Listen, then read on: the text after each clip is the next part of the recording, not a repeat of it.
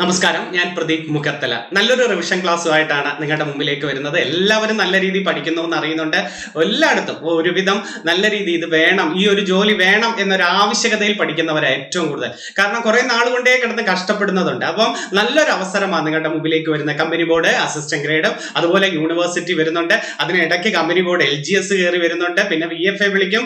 ഇതിനെല്ലാം പ്രയോജനപ്പെടുന്ന ഒരു പരീക്ഷയായിട്ടാണ് നിങ്ങളുടെ മുമ്പിലേക്ക് വന്നിരിക്കുന്നത്. ആത്മാർത്ഥമായിട്ട് ആര് പഠിക്കുന്നു, കറക്റ്റ് സിലബസ് കേന്ദ്രീകരിച്ച് റിവിഷൻ നടത്തി സിലബസും പഠിച്ചു തീർക്കണം, നല്ല രീതിയിൽ റിവിഷൻ കൊണ്ടുപോകണം. റിവിഷൻ കൊണ്ടുപോകുന്നവർക്ക് ഇന്നത്തെ കാലത്ത് റിവിഷൻ മാത്രമല്ല മോക്ക് ടെസ്റ്റും കൂടെ കൊണ്ടുപോകുന്നവരെ ഇന്നത്തെ കാലത്ത് രക്ഷപ്പെട്ടിട്ടുള്ളൂ. അല്ലാതെ ഞാനെല്ലാം പഠിക്കുന്നുണ്ട്, ഒരുവിധം എല്ലാം കവർ ചെയ്യുന്നുണ്ടോ എന്നല്ല. പ്രിലിംസിന് ഒന്നുകിൽ ടഫ് ടോപ്പിക്കും വരാം, സിമ്പിൾ ടോപ്പിക്കും വരാം. അതുകൊണ്ട് രണ്ടും കളയരുത്. അല്ലാതെ എനിക്ക് പറ്റത്തില്ല എന്നുള്ള രീതിയിൽ നിൽക്കേണ്ട. കിട്ടുമെന്നേ നമ്മളെ പോലെ ഈ ചിലവർ ഡിഗ്രി ലെവൽ പരീക്ഷ ഭയങ്കര പാടല്ലേ സാറേ അത് എഴുതിയെടുക്കാൻ. അങ്ങനല്ല. ഈ കയറുന്നവരെല്ലാം നമ്മളെ പോലെ സാധാരണക്കാരാ. അവർ ആ മനസ്സ് മാറ്റി വെച്ചിട്ട് മെനക്കെട്ട് പഠിച്ചത് കൊണ്ടാണ്. 100 അല്ലല്ലോടെ. കറക്റ്റ് സിലബസ്, നിങ്ങൾക്ക് സിലബസ് ഒന്ന് പഠിച്ചു തീർക്കാൻ പറ്റുമോ? സിലബസ് റിവിഷൻ നടത്താൻ പറ്റുമോ? അത് മോക്ക് ടെസ്റ്റുകൾ ചെയ്ത് ഇത് മതി, ധാരാളം. ഒരു ജോലി കിട്ടാൻ ഇത് മതിയടെ. നല്ലൊരു ഡിപ്പാർട്ട്മെന്റിൽ KCB-യോ KSF-യോ ഏതാണോ നിങ്ങൾക്ക് അനുയോജ്യമായ ഡിപ്പാർട്ട്മെന്റ് ദൈവം കിട്ടട്ടെ എന്ന് പ്രാർത്ഥിക്കുന്നു. നല്ല ആത്മാർത്ഥമായി പഠിച്ചാൽ അടുത്ത വർഷം ഇതേപോലെ ഈ ഒരു ടൈമിലൊക്കെ നിങ്ങൾക്ക് സന്തോഷത്തിന്റെ വാർത്തകളായിരിക്കില്ലേ വരുന്നത്. അതുകൊണ്ട് മുന്നോട്ടുള്ള യാത്രകളിൽ എപ്പോഴും മറ്റുള്ളവരെ നോക്കാൻ നിൽക്കരുത്. നിങ്ങൾ ഓരോ ദിവസവും വാശിയോടി ഇന്ന് ഇത്ര പഠിച്ചെങ്കിൽ നാളെ അതിനേക്കാൾ, ഇന്ന് 100 പഠിച്ചെങ്കിൽ നാളെ ഞാൻ 200 എണ്ണം പഠിക്കും. ഇന്ന് ഞാൻ 3 മണിക്കൂർ പഠിച്ചെങ്കിൽ ഞാൻ 4 മണിക്കൂർ അടുത്തതിലും മാറ്റും. കാരണം എന്താ?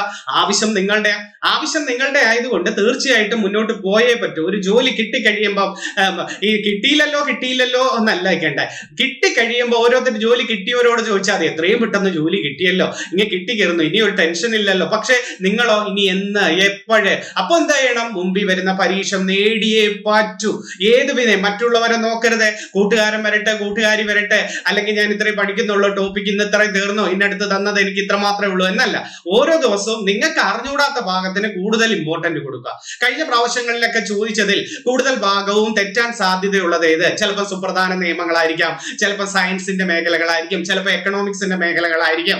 അതിനൊക്കെ ഇച്ചിരി കൂടുതൽ സമയം മാറ്റിവെക്കുക. എല്ലാ ദിവസവും ഇംഗ്ലീഷും മാത്സും മലയാളം ഒന്ന് കണ്ണോടിച്ച് പോകണം. കാരണം reporter speech, passive voice, question tag, കുറച്ച് വൊക്കാബുലറി, അതുപോലെ മാത്സിന്റെ ആയാലും പ്രോഗ്രഷനോ ശരാശരിയോ അല്ലെങ്കിൽ പലിശയുടെ കണക്കോ സമഭുജ ത്രികോണ, അതൊക്കെ ഇടവിട്ട് കൊണ്ടുപോകാതെ അപ്പൊ അതങ്ങ് സെറ്റ് ആവും. അതുപോലെ മലയാളം സ്പെല്ലിംഗ് ടെസ്റ്റ് എഴുതി പഠിക്കണം, വിപരീത പദം എഴുതി പഠിക്കണം, തൂലികാ നാമങ്ങൾ, വിശേഷണങ്ങൾ, ഇതൊക്കെ നിങ്ങളുടെ ആവശ്യമല്ലേ. ഇപ്പൊ നിങ്ങളൊന്ന് പഠിച്ചു കഴിഞ്ഞാൽ നിങ്ങൾക്ക് ആഗ്രഹിച്ച ഒരു പോസ്റ്റിൽ എത്തിക്കഴിഞ്ഞാൽ നിങ്ങൾ സ്വസ്ഥമായില്ലേ. അതുകൊണ്ട് ഇപ്പം പഠിക്കുക. വിഷമങ്ങളും സങ്കടങ്ങളും അല്ലെങ്കിൽ എന്തെങ്കിലും പ്രശ്നങ്ങളും ഒക്കെ ഇടയ്ക്കിടയ്ക്ക് വരും. അതിനെയൊക്കെ കടത്തി വെട്ടി പോയേ പറ്റൂ. അതിനെയൊക്കെ മുന്നോട്ട് ചവിട്ടി മെതിച്ച്, ഞാനൊക്കെ കണ്ടോ, ആ ചവിട്ടി മെതിച്ചും പോയത് കൊണ്ടാണ് എനിക്ക് ഇത്രയും നല്ല ജോലികളൊക്കെ കിട്ടിയിരിക്കുന്നത്. ഇപ്പൊ നിങ്ങളെ പോലെ കമ്പനി ബോർഡിലെ KCB-യിൽ നിൽക്കാൻ കാരണം എന്താണ്? KCB നിൽക്കാൻ ഞാൻ കുറെ നാളുകൊണ്ട് ഒരു സമയത്ത് അധ്വാനിക്കുമെന്ന് പറഞ്ഞാൽ കടന്ന് ഉറക്കവും ഊണും ഇല്ലാതെ പഠിത്തമൊന്നുമല്ല, കറക്റ്റ് ഫോളോ ചെയ്ത്. അന്നൊന്നും ആരും പറഞ്ഞു തരാനൊന്നുമില്ല. ഞാനൊക്കെ ലൈബ്രറി പോയിരുന്നു, ബുക്ക് എടുത്ത് വെച്ച്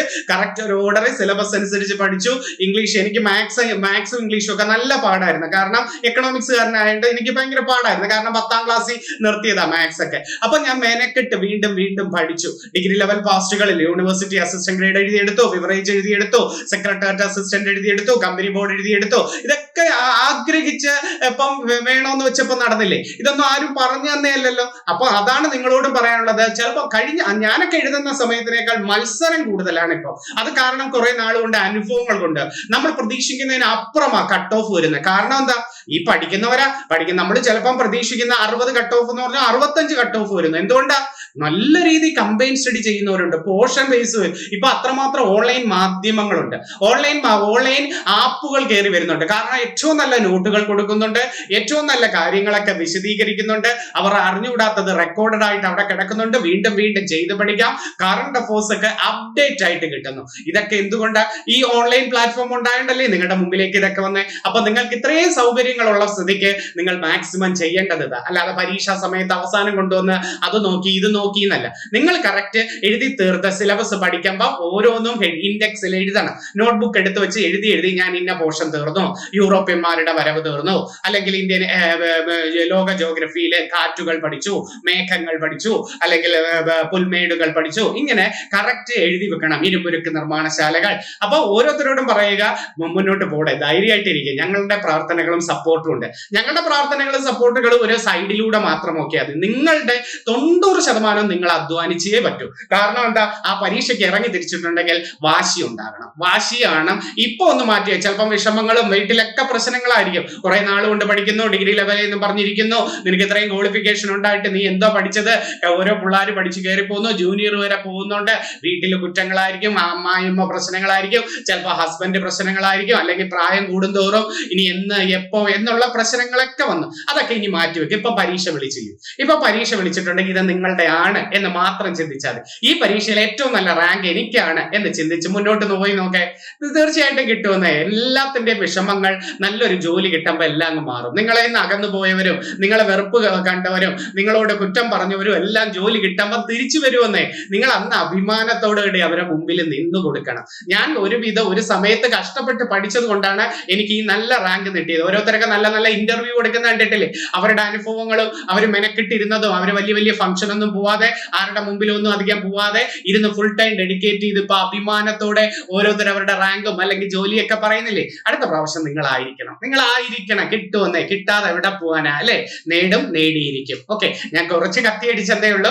എന്നാലും ഞാൻ പറഞ്ഞില്ലേ, മനസ്സുകൊണ്ട് പതറാതെ വിഷമിച്ചിരിക്കുന്ന ഓരോരുത്തരോടും പറയുകയാണ്, ഇത്രയും വിദ്യാഭ്യാസം ചെയ്തപ്പം, ഇത്രയും ക്വാളിഫിക്കേഷൻ ചെയ്തപ്പം സർട്ടിഫിക്കറ്റുകൾ എടുത്ത് പൂട്ടിവെക്കുകയും അല്ലെങ്കിൽ വല്ല പ്രൈവറ്റ് ജോലിക്കും പോവുകയാണോ നിങ്ങളുടെ ജോലി? അല്ല, നിങ്ങൾ ആഗ്രഹിച്ചത് നല്ലൊരു ഗവൺമെന്റ് ജോലി നേടാന് അല്ലെ? അത് നിങ്ങൾക്ക് തീർച്ചയായിട്ടും കിട്ടണം. ഈ കിട്ടുന്നതെല്ലാം നമ്മളെ പോലുള്ളവരാ. മനസ്സിലെ ടെൻഷനും ആവലാതികളും എല്ലാം മാറ്റിവെക്ക്. നിങ്ങൾ ടോപ്പിക്ക് കവർ ചെയ്യേ, റിവിഷൻ നടത്ത്, മോക്ക് ടെസ്റ്റ് ചെയ്യും, പ്രീവിയസ് ക്വസ്റ്റ്യൻ പേപ്പർ വർക്ക്ഔട്ട് ചെയ്യും. മതി, ധാരാളം. ഒരു ജോലി കിട്ടാൻ ഇതൊക്കെ മതി. അല്ലാതെ പല യൂട്യൂബുകളിൽ അങ്ങനെ പടി, ഇങ്ങനെ പടി, അത് പടി, ഇത് പടി ഇരുന്ന് ടെൻഷൻ അടിക്കാതെ നിങ്ങൾ സിസ്റ്റമാറ്റിക്. അധികവും ഇങ്ങനെ ഇടന്നങ്ങ് എല്ലാം കൂടെ അങ്ങ് കാണരുത്. കൂടുതൽ അങ്ങ് ടെൻഷൻ അടിച്ചു പല പിള്ളേരും. ചിലപ്പോൾ നിങ്ങളുടെ കൂട്ടുകാരന്മാര് തന്നെ പറയൂ, അങ്ങനെയാടാ ഇവിടെ അത് പഠിപ്പിക്കുന്നു, എടുത്ത് ഇങ്ങനെ പഠിപ്പിക്കുന്നു, അങ്ങനെല്ലാം പഠിച്ചേ പറ്റൂ എന്നൊന്നും നോക്കണ്ട. നിങ്ങൾക്ക് പറ്റുന്നത് മാക്സിമം തീർക്കുക, റിവിഷൻ നടത്തുക. ഓക്കെ, ഇന്ന് കത്തിയടി ഒന്നില്ല. നമുക്ക് കഴിഞ്ഞ ക്ലാസ്സിൽ ഞാൻ 6 ടോപ്പിക്കായിരുന്നു പഠിച്ചത്. ഇന്ന് നല്ല കുറെ ടോപ്പിക്, 5 ടോപ്പിക്കാണ് കൊണ്ടുവന്നിരിക്കുന്നത്. ഈ ആഴ്ച ഓരോ ആഴ്ചയും നിങ്ങൾക്ക് വരാമെന്ന് ഞാൻ ഒരു വാക്ക് പറഞ്ഞിട്ടുണ്ട്. അപ്പൊ റിവിഷനും ബേസിക് എന്റേതാകുമ്പോൾ നിങ്ങൾക്ക് ഒരു ബേസിക് റിവിഷനും കിട്ടും. കാരണം കമ്പനി ബോർഡ് LGS നിങ്ങൾ പോകുന്നവരുണ്ട്, VFA വെബ്കോ എഴുതുന്നവരുണ്ട്, പോലീസ് ഫയർഫോഴ്സ് എഴുതുന്നവരുണ്ട്, അപ്പൊ ഡിഗ്രി ലെവൽ എഴുതുന്നവരുണ്ട്. അപ്പൊ ചിലവർ പറയും ഡിഗ്രി ലെവലിന് ഇതൊക്കെ വേണോ സാറേ എന്ന് ഒത്തിരി പേര് എന്റെ അടുത്ത് ചോദിച്ചിട്ടുണ്ട്. വേണം, പറയാൻ പറ്റുമോ? നമുക്ക് പറയാൻ പറ്റുമോ? ബേസ് ഇല്ലാതെ വലിയ ടഫ് മാത്രം ചോദിച്ചാൽ ചിലപ്പോൾ അത് മെയിൻ പരീക്ഷയ്ക്കാ ചോദിക്കുന്നെങ്കിൽ എന്തോ ചെയ്യും? അപ്പം ബേസും പഠിച്ചു വെച്ചിരിക്കണം. അതുകൊണ്ടാണ് ഞാൻ ബേസും കൂടെ ഉൾപ്പെടുത്തി നിങ്ങൾക്ക് GK പറഞ്ഞു തരുന്നത്. പലതും ഞാൻ മലയാളത്തിലാണ് പറയുന്നത്. കുറച്ച് പേര് എനിക്ക് മെസ്സേജ് ഇട്ട്, അത് എന്റെ ഒരു ഫ്ലോ ആയതുകൊണ്ട് ആദ്യമേ ക്ഷമ ചോദിച്ചിരിക്കുകയാണ്. എന്റെ ആ ഒരു ഫ്ലോയിൽ മലയാളത്തിലാണ് കൂടുതലും വേർഡ് വരുന്നത്. ചില വേർഡുകളൊക്കെ ഞാൻ ഇംഗ്ലീഷിലും കൂടെ പറഞ്ഞുതരാം. ആ ഒരു ഇതായതുകൊണ്ട് പിന്നെ അധ്യാപകർ ഇതിനകത്ത് എൻട്രി ആപ്പിൽ നല്ല രീതി അതാത് വിഷയത്തിന് ഇംഗ്ലീഷിൽ തന്നെ ക്ലാസ് എടുത്ത് തരുന്നുണ്ട്. അത് നല്ലോണം പോർഷൻസ് റിവിഷൻ നടത്തും. എന്റേതൊരു റിവിഷൻ പോലെ നിങ്ങൾ കേട്ടാൽ മതി. ഓക്കെ, കഴിഞ്ഞ ക്ലാസ്സിൽ നമ്മൾ എന്തൊക്കെയായിരുന്നു പഠിച്ചത്? ആനുകാലികം PM ശ്രീ പദ്ധതി പഠിച്ചു, ഹിസ്റ്ററി യുദ്ധങ്ങൾ പഠിച്ചു, ജിയോഗ്രഫിയിൽ സഫാരി പാർക്കുകൾ പഠിച്ചു, കായികത്തിൽ മുദ്രാവാക്യങ്ങൾ പഠിച്ചു, സാഹിത്യം ആദ്യ കൃതികൾ പഠിച്ചു, ഭരണഘടന ധനകാര്യ കമ്മീഷൻ. 6 പോർഷനാണ് പഠിച്ചിരിക്കുന്നത് അല്ലെ? അതൊന്ന് ജസ്റ്റ് റിവിഷൻ നടത്തട്ടെ. ഒരു 10 മിനിറ്റ് റിവിഷൻ നടത്തിയിട്ട് ഇന്നത്തെ പോർഷനിലോട്ട് പോട്ടെ. അപ്പൊ അല്ലെങ്കിൽ നിങ്ങൾക്ക് ഓരോന്നും ഇന്നത്തെ പോർഷൻസ് കണ്ട വനിതാ ലോകകപ്പ് 2025 കുറിച്ച് അറിയേണ്ട കാര്യങ്ങളെല്ലാം, കേരളത്തിലെ സാംസ്കാരിക സ്ഥാപനങ്ങൾ, അത് പരീക്ഷയ്ക്ക് 2-3 ഡിഗ്രി ലെവൽ പരീക്ഷയുടെയും ചോദ്യങ്ങളിൽ വന്നിട്ടുണ്ട്. മാർഗിയെ കുറിച്ചും കേരള നടനത്തെ കുറിച്ചും അതൊക്കെ വന്നിട്ടുണ്ട്. അപ്പൊ ഞാനൊന്ന് റിവിഷൻ നടത്തി തരാം. പിന്നെ പ്രധാന അണക്കെട്ടുകൾ, നദികൾ, സംസ്ഥാനങ്ങൾ, അങ്ങനെ ഒരു പോർഷൻ ഞാനൊന്ന് റിവിഷൻ നടത്തി തരാം. പിന്നെ ദാദാസാഹിബ് ഫാൽക്കെ പുരസ്കാരം, പിന്നെ ഇന്ത്യയുടെ നവോത്ഥാന സംഘടനകൾ, സ്ഥാപകർ, വർഷം. കൊച്ചു പോയിന്റുകളാണ് ഇതൊക്കെ. മാച്ച് ദ ഫോളോയിങ്ങിനാണ് കൂടുതലും വരുന്നത്. ഞാൻ ഡീപ്പായിട്ട് പറയാത്തത് ഇത് ആദ്യം അങ്ങ് തീർക്കുക. സാറുമാര് ഡീപ്പായിട്ട് തരുമല്ലോ. ഇപ്പൊ ഹിസ്റ്ററി എടുത്താൽ നവോത്ഥാന സംഘടനകളും അവരുടെ കുറിച്ച് എല്ലാം. ഇപ്പൊ ഞാൻ ചെയ്യുന്നത് ഒരു ഹോട്ട് ടോപ്പിക്സ് പോലെ ചിലപ്പം ചേരുമ്പടി ചേർക്കുക, മാച്ച് ദ ഫോളോയിങ്, അല്ലെങ്കിൽ തെറ്റായത് ഇത് നിങ്ങൾക്ക് ചേർക്കാൻ വേണ്ടി ഇങ്ങനെയുള്ളത് കൊണ്ടുവരുന്നത്. നമുക്കൊന്ന് റിവിഷൻ നടത്തിയാലോ? ഓക്കെ, നമുക്ക് തുടങ്ങാം. എന്നായിരുന്നാണ് PMC പദ്ധതി ഉദ്ഘാടനം ചെയ്തത്? 2022 സെപ്റ്റംബർ 7-നായിരുന്നു അല്ലെ. പുതിയ വിദ്യാഭ്യാസ നയത്തിന്റെ ചെയർമാൻ ആരായിരുന്നു? കഴിഞ്ഞ ക്ലാസ്സിൽ പഠിപ്പിച്ചതാണ് ആദ്യം പറയുന്നത്. കസ്തൂരി രംഗൻ, ഡോക്ടർ കെ കസ്തൂരി രംഗനാണ് പുതിയ വിദ്യാഭ്യാസ നയത്തിന്റെ ചെയർമാൻ. നിങ്ങൾക്ക് ഏറ്റവും കൂടുതൽ ചോദിക്കുന്നത് ഇന്ത്യയിൽ വന്ന ആദ്യത്തെ വിദ്യാഭ്യാസ കമ്മീഷൻ ഏതാന്ന് ചോദിക്കാം. ഇന്ത്യയിൽ വന്ന ആദ്യത്തെ വിദ്യാഭ്യാസ കമ്മീഷൻ ഏതാണെന്നറിയാമോ? ഹണ്ടർ കമ്മീഷനാണ്. ഹണ്ടർ കമ്മീഷൻ റിപ്പൺ പ്രഭുവിന്റെ കാലഘട്ടത്തിലാണ് പ്രധാനമായിട്ടും ഒരു വിദ്യാഭ്യാസ കമ്മീഷനെ കൊണ്ടുവരുന്നത്. അതേതാണ്? Hunter commission. അപ്പൊ വിദ്യാഭ്യാസ കമ്മീഷൻ ഏതാണ്? Hunter commission. നമുക്കൊരു വേറൊരു ഹണ്ടർ കമ്മീഷൻ ഉണ്ട്. ഏതാണെന്നറിയാമോ? ജാലിയൻ വാലാബാഗ് കൂട്ടക്കൊല അന്വേഷിച്ച കമ്മീഷൻ ഏതാന്ന് ചോദിച്ചാൽ ഏതാണ്? ജാലിയൻ വാലാബാഗ് കൂട്ടക്കൊല അന്വേഷിച്ച കമ്മീഷൻ ഏതെന്ന് ചോദിച്ചാലും നിങ്ങൾ പറയേണ്ടത് ഹണ്ടർ കമ്മീഷനാണ്. ജാലിയൻ വാലാബാഗ് കൂട്ടക്കൊല അന്വേഷിച്ച കമ്മീഷൻ ഏതെന്ന് ചോദിച്ചു അതൊന്ന് പഠിച്ചു വെച്ചിരിക്കണേ. അതുപോലെ പരീക്ഷയ്ക്ക് ആവർത്തിക്കുന്ന ഒരു ചോദ്യമായിരുന്നേ, ഈ ഹണ്ടർ കമ്മീഷനെ കൊണ്ടുവന്ന റിപ്പൺ പ്രഭു ആണെന്ന് പഠിച്ചു അല്ലെ. റിപ്പൺ പ്രഭുവിനെയാണ് ഇന്ത്യൻ തദ്ദേശ സ്വയംഭരണ സ്ഥാപനങ്ങളുടെ പിതാവ് എന്ന് വിളിക്കുന്നത് അദ്ദേഹത്തെ അല്ലേ. തദ്ദേശ സ്വയംഭരണ സ്ഥാപനങ്ങളുടെ പിതാവ് എന്ന് വിളിക്കുന്നത് അദ്ദേഹത്തെയാണ്. ലോക്കൽ സെൽഫ് ഗവൺമെന്റിന്റെ പിതാവ് എന്ന് വിളിക്കുന്നത് ആരെയാണ്? റിപ്പൺ പ്രഭുവിനെ. ഇന്ത്യയുടെ ജനകീയ വൈസ്രോയി എന്ന് വിളിക്കുന്നത് റിപ്പണ. ഇന്ത്യയുടെ ജനകീയ വൈസ്രോയി ആരാണ്? റിപ്പൺ പ്രഭു ആണ് ഇന്ത്യയുടെ ജനകീയ വൈസ്രോയി എന്നറിയപ്പെടുന്നത്. അതുപോലെ ഈ സ്വതന്ത്ര ഇന്ത്യയിൽ ആദ്യമായി വന്ന വിദ്യാഭ്യാസ കമ്മീഷനാണ് രാധാകൃഷ്ണൻ കമ്മീഷൻ. സ്വതന്ത്ര ഇന്ത്യയിൽ ആദ്യമായി വന്ന വിദ്യാഭ്യാസ കമ്മീഷൻ ഏതാണ്? രാധാകൃഷ്ണൻ കമ്മീഷൻ. 1948-ലാണ് വരുന്നത്. 1948-ലാണ് അത് വരുന്നത്. ഈ രാധാകൃഷ്ണൻ കമ്മീഷനിലാണ് UGC കൊണ്ടുവരുന്നത്. UGC രൂപീകരിച്ച കമ്മീഷൻ ഏത് എന്ന് ചോദിച്ചാൽ ഏതാണ്? രാധാകൃഷ്ണൻ കമ്മീഷൻ. UGC രൂപീകരണ കമ്മീഷൻ. എന്നാ UGC വന്നത്? യൂണിവേഴ്സിറ്റി ഗ്രാൻഡ് കമ്മീഷൻ വന്നത് 1953-ലാണ്. 1953-ലാണ് UGC വരുന്നത്. ഓർമ്മ വേണേ. UGC-യുടെ ആദ്യത്തെ ചെയർമാൻ ശാന്തി സ്വരൂപ് ഭട്നഗർ ആണ്. UGC-യുടെ ആദ്യത്തെ ചെയർമാൻ ആരാണ്? ശാന്തി സ്വരൂപ് ഭട്നഗർ ആണ്.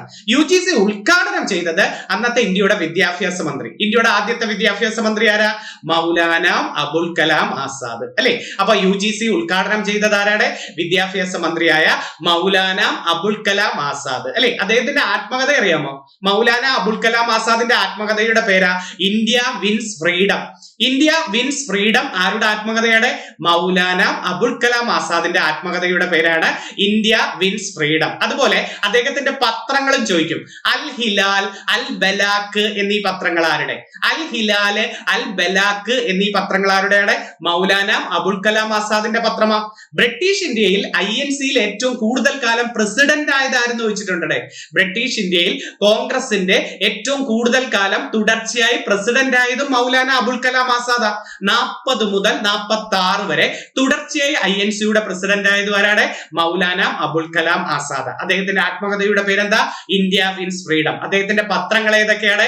അൽ ഹിലാലും അൽ ബലാക്കുമാണ് അദ്ദേഹത്തിന്റെ പത്രങ്ങൾ. പിന്നെ നല്ലൊരു ക്വസ്റ്റ്യൻ ഉണ്ട്. അദ്ദേഹത്തിന്റെ ജന്മദിനമല്ലേ നമ്മൾ വിദ്യാഭ്യാസ ദിനമായിട്ട് പറയുന്നത്? ഇന്ത്യയുടെ വിദ്യാഭ്യാസ ദിനമായിട്ട് പറയുന്നത് നവംബർ 11. ഇന്ത്യയുടെ വിദ്യാഭ്യാസ ദിനം ഏതായിരുന്നത്? നവംബർ 11 ഇന്ത്യയുടെ വിദ്യാഭ്യാസ ദിനമായിട്ട് നമ്മൾ പറയുന്നത്. അതൊന്ന് ഓർത്തു വെച്ചിരിക്കണേ. അതുപോലെ പരീക്ഷയ്ക്ക് ചോദിക്കാൻ പറ്റിയ നല്ലൊരു ക്വസ്റ്റ്യൻ ഏതെന്ന് ചോദിച്ചാല്, മൗലാന അബുൽ കലാം ആസാദ് ഇന്ത്യയുടെ ആദ്യത്തെ വിദ്യാഭ്യാസ മന്ത്രിയല്ലേ? കഴിഞ്ഞ ഒരു പരീക്ഷയ്ക്ക് ചോദിച്ചു ഇന്ത്യയുടെ ആദ്യത്തെ ആഭ്യന്തരമന്ത്രി ആരെന്ന് ചോദിച്ചു. ഇന്ത്യയുടെ ആദ്യത്തെ ആഭ്യന്തരമന്ത്രി ആരാന്നറിയാമോടെ? സർദാർ വല്ലഭായ് പട്ടേലാണ്. ഇന്ത്യയുടെ ആദ്യത്തെ ആഭ്യന്തരമന്ത്രി ആരാണ്? സർദാർ വല്ലഭായ് പട്ടേൽ. ഇദ്ദേഹമല്ലേ നാട്ടുരാജ്യങ്ങൾ സംയോജിപ്പിച്ചത്? സ്വതന്ത്ര ഇന്ത്യയിലെ നാട്ടുരാജ്യങ്ങൾ സംയോജിപ്പിക്കുന്നതിന് പ്രധാന പങ്ക് വഹിച്ചതാരാണ്? നമ്മുടെ സർദാർ പട്ടേലാണ് അല്ലെ. അദ്ദേഹത്തിനെ സഹായിച്ചത് ഒരു മലയാളിയല്ലേ? നാട്ടുരാജ്യങ്ങൾ സംയോജിപ്പിക്കാൻ പട്ടേലിനെ സഹായിച്ചത് ഒരു മലയാളിയാ. ആരാ? പാലക്കാട് ഒറ്റപ്പാലംകാരനായ VP മേനോനാണ്. നാട്ടുരാജ്യങ്ങൾ സംയോജിപ്പിക്കാൻ പട്ടേലിനെ സഹായിച്ച മലയാളി ആരാണ്? VP മേനോനാണ്. പാലക്കാട് ഒറ്റപ്പാലംകാരനാണ് VP മേനോൻ. അദ്ദേഹത്തിന്റെ 2 കൃതികൾ പഠിച്ചു വെച്ചിരിക്കുക കേട്ടോ. VP മേനോന്റെ 2 കൃതികൾ ഏതൊക്കെയാണെന്ന് അറിയാമോ? The transfer of power in India, the transfer of power in ഇന്ത്യയും ഇന്റഗ്രേഷൻ ഓഫ് ഇന്ത്യൻ സ്റ്റേറ്റ്സും. The transfer of power in ഇന്ത്യയും ഇന്റഗ്രേഷൻ ഓഫ് ഇന്ത്യൻ സ്റ്റേറ്റ്സും ആരുടെ കൃതിയാണ്? VP മേനോന്റെയാണ്. അപ്പൊ നാട്ടുരാജ്യങ്ങൾ സംയോജിപ്പിക്കാൻ പട്ടേലിനെ സഹായിച്ച മലയാളി ആരാണ്? VP മേനോനാണ്. നമുക്ക് തിരിച്ചു വരാം. അപ്പൊ സ്വതന്ത്ര ഇന്ത്യയിലെ ആദ്യത്തെ വിദ്യാഭ്യാസ കമ്മീഷൻ ഏതാണ്? രാധാകൃഷ്ണൻ കമ്മീഷൻ. UGC രൂപീകരണ കമ്മീഷൻ ചോദിച്ചാലും രാധാകൃഷ്ണൻ കമ്മീഷൻ. എന്നാണ് UGC വന്നത്? 53-ലാണ്. 53 വേറൊന്നും നമുക്ക് വന്നിട്ടുണ്ടല്ലോ, പരീക്ഷയ്ക്ക് ചോദിക്കാറുണ്ടല്ലോ. 53 ഏതാ? സംസ്ഥാന പുനഃസംഘടന കമ്മീഷൻ വന്നത് 53-ലാണ്. സംസ്ഥാന പുനഃസംഘടന കമ്മീഷൻ വന്നത് എന്നാണ്? 1953. 3 പേരല്ലയോടെ സംസ്ഥാന പുനഃസംഘടന കമ്മീഷനിൽ. ആരൊക്കെയാ? സർദാർ നമ്മുടെ ഫസൽ അലി, സർദാർ KM പണിക്കർ, HN ഖുസ്രു. ഏതൊക്കെയായിരുന്നു? ഫസൽ അലി, അതായത് സംസ്ഥാന പുനഃസംഘടനാ കമ്മീഷന്റെ ചെയർമാൻ തന്നെ ഫസൽ അലിയാണ്. ഫസൽ അലി കമ്മീഷൻ തന്നെയല്ലേ നമ്മൾ പറയുന്നത്? ഫസൽ അലി. രണ്ടാമത്തത് മലയാളിയാ, സർദാർ KM പണിക്കർ. മൂന്നാമത്തെ ആരാണ്? HN ഖുസ്രു. HN ഖുസ്രു കൊണ്ടുവന്ന ഒരു സംഘടനയുടെ പേരാണ് സേവാ സമിതി. പരീക്ഷയ്ക്ക് ചോദിച്ചിട്ടുണ്ട് കേട്ടോ, ഉറപ്പായിട്ട് നിങ്ങൾക്ക് വരാൻ പറ്റിയതാണ്. ഡിഗ്രി ലെവലിന് സേവാ സമിതി എന്ന സംഘടന 1914 സേവാ സമിതി എന്ന സംഘടന സ്ഥാപിച്ചതാണ് HN ഖുസ്രു ആണ്. നമുക്കൊരു സേവാ സദൻ ഉണ്ട്, അറിയാമോ? സേവാ സദൻ എന്ന സംഘടന BM മലബാറിയുടെയാണ്. അപ്പൊ സേവാ സദൻ BM മലബാറിയുടെ ആണെങ്കിൽ സേവാ സമിതി ആരുടെയാണ്? HN ഖുസ്രുവിന്റെയാണ് സേവാ സമിതി ആരുടെയാണ്. ഓക്കെ, അപ്പൊ സംസ്ഥാന പുനഃസംഘടനാ കമ്മീഷൻ അംഗമായ മലയാളി ആരായിരുന്നു ചോദിച്ചാൽ നിങ്ങൾ പറയേണ്ടത് സർദാർ KM പണിക്കർ. മൊത്തപ്പേര് അറിയാമോ? സർദാർ KM പണിക്കരുടെ മൊത്തപ്പേര് കാവാലം മാധവ പണിക്കർ എന്നാണ്. സർദാർ KM പണിക്കരുടെ മൊത്തപ്പേര് എന്താണ്? കാവാലം മാധവ പണിക്കർ എന്നാണ്. ഇദ്ദേഹമാണ് രാജ്യസഭയിലേക്ക് നോമിനേറ്റ് ചെയ്ത ആദ്യത്തെ മലയാളി. കേരളത്തിൽ നിന്ന് രാജ്യസഭയിലേക്ക് നോമിനേറ്റ് ചെയ്ത ആദ്യത്തെ മലയാളി ആരാണ്? സർദാർ KM പണിക്കരാണ് കേട്ടോ. സർദാർ KM പണിക്കരാണ് രാജ്യസഭയിലേക്ക് നോമിനേറ്റ് ചെയ്ത ആദ്യത്തെ മലയാളി. പഴശ്ശിരാജയെ കേരള സിംഹം എന്ന് വിളിച്ചതും സർദാർ KM പണിക്കര. പഴശ്ശിരാജയെ കേരള സിംഹം എന്ന് വിളിച്ചത് കേരള സിംഹം എന്ന് പറയുന്ന അദ്ദേഹത്തിന്റെ കൃതിയിൽ തന്നെയാണ്. അപ്പൊ പഴശ്ശിരാജയെ കേരള സിംഹം എന്ന് വിളിച്ചതും സർദാർ KM പണിക്കര. ഇനിയുണ്ട് സർദാർ KM പണിക്കരല്ലേ നമ്മുടെ കേരള സാഹിത്യ അക്കാദമിയുടെ ആദ്യത്തെ പ്രസിഡന്റ്. കേരള സാഹിത്യ അക്കാദമിയുടെ ആദ്യത്തെ പ്രസിഡന്റ് ആരെന്ന് ചോദിച്ചാൽ സർദാർ KM പണിക്കരാണ്. ഓർത്തു വെച്ചിരിക്കണേ. ഓക്കെ, അതൊക്കെ ഓക്കെ. ഞാൻ റിവിഷൻ നടത്താന്നും പറഞ്ഞു പോയതാ. ഹിസ്റ്ററിയൊക്കെ ഓർമ്മയുണ്ടോ? ഹിസ്റ്ററി ഒന്നാം തറയിൻ യുദ്ധവും രണ്ടാം തറയിൻ യുദ്ധവും പറയാമോ? 1191 ഒന്നാം തറയിൻ യുദ്ധം, 1192 രണ്ടാം തറയിൻ യുദ്ധം അല്ലെ? പൃഥ്വിരാജും മുഹമ്മദ് ഗോറിയും തമ്മിലല്ലായിരുന്നോ തറയിൻ യുദ്ധം? അതിൽ രണ്ടാമത്തെ തറയിൻ യുദ്ധത്തിൽ ആര് ജയിക്കുന്നു? മുഹമ്മദ് ഗോറി ജയിക്കുന്നു. 1192 തറയിൻ ഏത് സ്റ്റേറ്റിലാന്ന് പഠിപ്പിച്ചായിരുന്നല്ലോ. തറയിൻ, പാനിപ്പട്ട്, കുരുക്ഷേത്ര ഇതൊക്കെ ഹരിയാനയിലാണ്. തറയിൻ യുദ്ധം നടന്ന തറയിനും പാനിപ്പട്ട് യുദ്ധങ്ങൾ നടന്ന പാനിപ്പട്ടും കുരുക്ഷേത്ര യുദ്ധം നടന്ന മഹാഭാരതത്തിലെ കുരുക്ഷേത്ര യുദ്ധം നടന്ന കുരുക്ഷേത്ര ഏത് സ്റ്റേറ്റിലാണ്? പാനിപ്പട്ട്. ഇന്ത്യയുടെ നെയ്ത്ത് പട്ടണം പാനിപ്പട്ടാണ് കേട്ടോ. ഹരിയാനയിലാണ്. ഇതെല്ലാം ഏത് സ്റ്റേറ്റിലാണ്? ഹരിയാനയിലാണ് നമ്മൾ പറയേണ്ടത്. ഓക്കെ, അപ്പൊ 1191 92 3 പാനിപ്പട്ട് യുദ്ധങ്ങളുടെ വർഷങ്ങൾ എന്ന് പറയാം. 1526 ഒന്നാം പാനിപ്പട്ടും 1556 രണ്ടാം പാനിപ്പട്ടും 1761 മൂന്നാം പാനിപ്പട്ട് യുദ്ധം. 1526 ഒന്നാം പാനിപ്പട്ട്, 56 രണ്ടാം പാനിപ്പട്ട്, 1761 ഏതായിരുന്നു? മൂന്നാം പാനിപ്പട്ട് യുദ്ധം അല്ലെ? മൂന്നാം പാനിപ്പട്ട് യുദ്ധം. അത് നല്ലൊരു ക്വസ്റ്റ്യനാ. വാണ്ടി വാഷ് യുദ്ധം ഏതാണ്? ഫ്രഞ്ചുകാരെ പുറത്താക്കിയ യുദ്ധം അല്ലേ? വാണ്ടി വാഷ് യുദ്ധം 1760 1760 വാണ്ടി വാഷ്. പ്ലാസി യുദ്ധം എന്തായിരുന്നു? 1757 പ്ലാസി യുദ്ധവും 1764 ബക്സാർ യുദ്ധവും. പ്ലാസി 57 ബക്സാർ എന്നായിരുന്നു 1764. അവിടെ 3 പഠിച്ചു അല്ലെ? 57 പ്ലാസി, 60 വാണ്ടി വാഷ്, 61 മൂന്നാം പാനിപ്പട്ട് യുദ്ധം, 64 ബക്സാർ യുദ്ധം ആണോ? അപ്പൊ 1700 ആണ്, അത് ഓർത്തു വെക്കണം. 1757 പ്ലാസി, 1760 ഏതാണ്? വാണ്ടി വാഷ് യുദ്ധം. വാണ്ടി വാഷ് ഏത് സ്റ്റേറ്റിലാന്നൊക്കെ ചോദിച്ചിട്ടുണ്ട്. തമിഴ്നാട്ടിലാണ് വാണ്ടി വാഷ്. 1761 അഹമ്മദ് ഷാ അബ്ദാലിയും മറാത്താസും തമ്മിലുള്ള മൂന്നാം പാനിപ്പട്ട് യുദ്ധം. 1764 ബ്രിട്ടീഷുകാരുടെ ബക്സാർ യുദ്ധം. നമ്മൾ പഠിച്ച ക്വസ്റ്റ്യൻ അല്ലേ? ഓക്കെ, അതൊക്കെ ഒന്ന് ഓർത്തു വെച്ചിരിക്കണേ. പിന്നെ സാഹിത്യ കൃതികളിൽ ഞാൻ ജസ്റ്റ് ചോദിച്ചോട്ടെ, മലയാളത്തിലെ ആദ്യത്തെ സൈബർ നോവൽ ഏതാ? മലയാളത്തിലെ ആദ്യ സൈബർ നോവൽ നൃത്തം അല്ലെ? മലയാളത്തിലെ ആദ്യത്തെ സൈബർ നോവൽ ഏതാണ്? നൃത്തമാണ് മലയാളത്തിലെ ആദ്യത്തെ സൈബർ നോവൽ ഏതെന്ന് ചോദിച്ചു. അതുപോലെ പരീക്ഷയ്ക്ക് ചോദിക്കാൻ പറ്റിയ നല്ലൊരു ചോദ്യം ഏതെന്ന് ചോദിച്ചാല്, ഈ സൈബർ നോവൽ പോലെ പരീക്ഷയ്ക്ക് നൃത്തം എഴുതിയത് M മുകുന്ദനാണ്. M മുകുന്ദൻ, മയ്യഴിയുടെ കഥാകാരൻ അല്ലെ? മയ്യഴിപ്പുഴയുടെ തീരങ്ങളിൽ അദ്ദേഹത്തിന്റെ പ്രശസ്ത കൃതി അല്ലേ?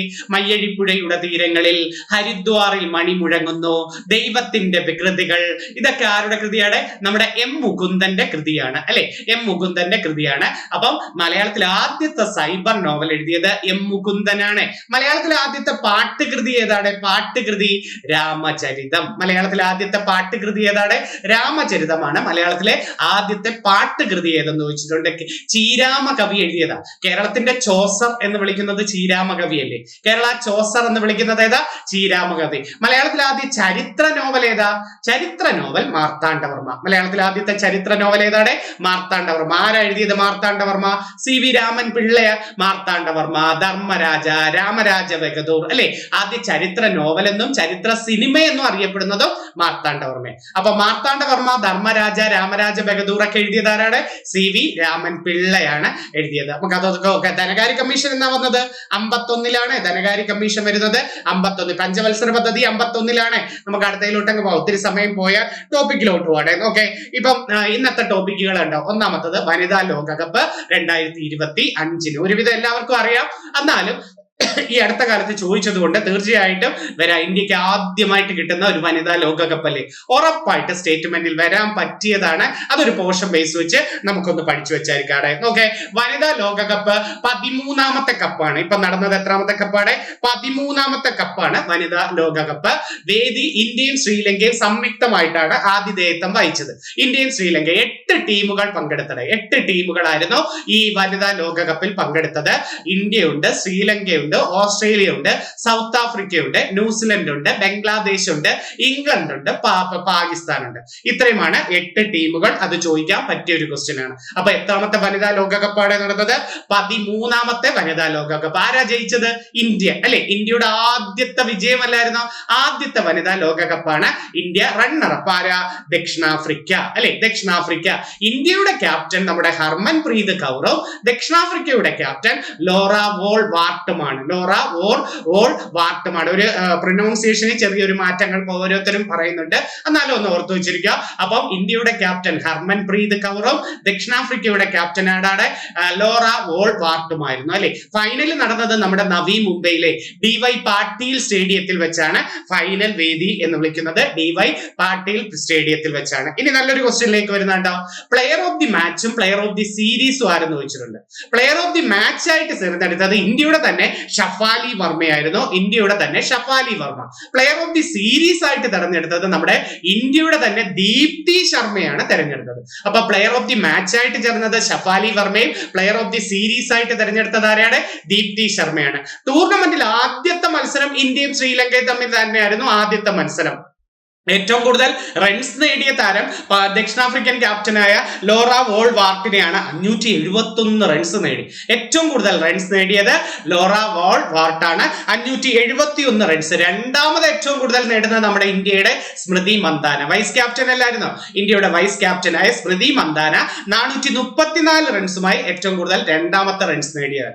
ഏറ്റവും കൂടുതൽ വിക്കറ്റ് നേടിയത് നമ്മുടെ മാൻ ഓഫ് ദി സീരീസ് ആയിട്ട് തെരഞ്ഞെടുത്ത, പ്ലെയർ ഓഫ് ദി സീരീസ് ആയിട്ട് തെരഞ്ഞെടുത്ത ദീപ്തി ശർമ്മയുടെ. അപ്പൊ ദീപ്തി ശർമ്മ 22 വിക്കറ്റും നേടിയിട്ടുണ്ട്. അപ്പൊ ഏറ്റവും കൂടുതൽ വിക്കറ്റ് നേടിയ താരമാരാണ്? ദീപ്തി ശർമ്മയാണ്. മത്സരം സെപ്റ്റംബർ 30 മുതൽ നവംബർ 2 വരെയാണ് നടന്നത്. എന്നാൽ ഈ വനിതാ ലോകകപ്പ് തുടങ്ങിയെന്നറിയാമോ? 1973 തന്നെ തുടങ്ങിയായിരുന്നു. ആദ്യത്തെ വിജയ് ഇംഗ്ലണ്ടും, നടന്നതും ഇംഗ്ലണ്ടിൽ തന്നെ വെച്ചായിരുന്നു. ആദ്യ വിജയ് ഇംഗ്ലണ്ടും, നടന്നതും എവിടെ വെച്ചായിരുന്നത്? ഇംഗ്ലണ്ടിൽ തന്നെ. 2022 കഴിഞ്ഞ പ്രാവശ്യം ആരാ വിജയ് എന്നറിയാമോ? ഓസ്ട്രേലിയ ആയിരുന്നു കഴിഞ്ഞ പ്രാവശ്യം. ഓസ്ട്രേലിയ ഇതുവരെ ഏറ്റവും കൂടുതൽ തവണ വനിതാ ലോകകപ്പ് കിട്ടിയത് ഓസ്ട്രേലിയക്ക് 7 തവണ ലഭിച്ചിട്ടുണ്ട്. വനിതാ ലോകകപ്പ് ഓസ്ട്രേലിയക്ക് 7 തവണ ലഭിച്ചിട്ടുണ്ട്. ഓസ്ട്രേലിയ, ഇംഗ്ലണ്ട്, ന്യൂസിലൻഡ്, ഇന്ത്യ ഇത്രയും രാജ്യങ്ങളെ ഇതുവരെ ലോകകപ്പ് വനിതയിൽ കിരീടം കിട്ടിയിട്ടുണ്ട്. ഇന്ത്യ ഈ പ്രാവശ്യം കൂടെ ആയപ്പം ഇന്ത്യക്കും കിട്ടി വനിതാ ലോകകപ്പ്. ഇത്രയാണ് ഒരുവിധം ബേസ് ക്വസ്റ്റ്യൻ എന്ന് പറയുന്നത്. 13ാമത്തെ കപ്പാണ് വനിത, ഇന്ത്യയുടെ ആദ്യത്തെ കപ്പാണ്.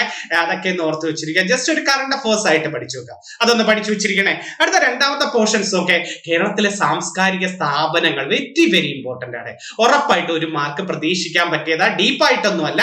ഞാൻ ആദ്യം മാച്ച് ദ ഫോളോയിങ് ഞങ്ങൾക്ക് പഠിപ്പിച്ചു വരാം. ഡീപ്പായിട്ടൊക്കെ അധ്യാപകർ കലയൊക്കെ പഠിപ്പിക്കുമല്ലോ. കലയൊക്കെ പഠിക്കുമ്പോൾ സാംസ്കാരിക സംഘടനയൊക്കെ പഠിപ്പിക്കുമ്പോൾ അതിൽ കാണും കേട്ടോ. കേരള കലാമണ്ഡലം നിലവിൽ വന്നത് ആസ്ഥാനം തൃശ്ശൂരാന്നറിയാലോ. എവിടെയാണ് കേരള കലാമണ്ഡലത്തിന്റെ ആസ്ഥാനം? എവിടാ? തൃശ്ശൂര് ചെറുതുരുത്തിയിലെ വള്ളത്തോൾ നഗറിലെ നാട്യഗ്രഹ. ഇങ്ങനെയല്ലേ പറയുന്നത്? തൃശ്ശൂര് ചെറുതുരുത്തിയിലെ വള്ളത്തോൾ നഗർ, അതിന്റെ ആസ്ഥാനം ഏതാ? നാട്യഗ്രഹ. കേരള കലാമണ്ഡലം എവിടെയാണ് സ്ഥിതി ചെയ്യുന്നത്? തൃശ്ശൂര്. എന്താ കേരള കലാമണ്ഡലം വന്നത്? 1930 നവംബർ 9 കേരള കലാമണ്ഡലം വരുന്നത് അല്ലെ. ആദ്യം 27 ഇത് സൊസൈറ്റി ആയിട്ടാണ് വരുന്നത്. കേരള കലാമണ്ഡലം 1927 സൊസൈറ്റി ആയിട്ടാണ് വരുന്നത്. 30 കേരള കലാമണ്ഡലം ഉദ്ഘാടനം ചെയ്യുന്നത്. 57 കേരള സർക്കാർ ഏറ്റെടുത്തു. കേരള കലാമണ്ഡലം കേരള സർക്കാർ ഏറ്റെടുത്ത വർഷം എന്നാണ്? 1957.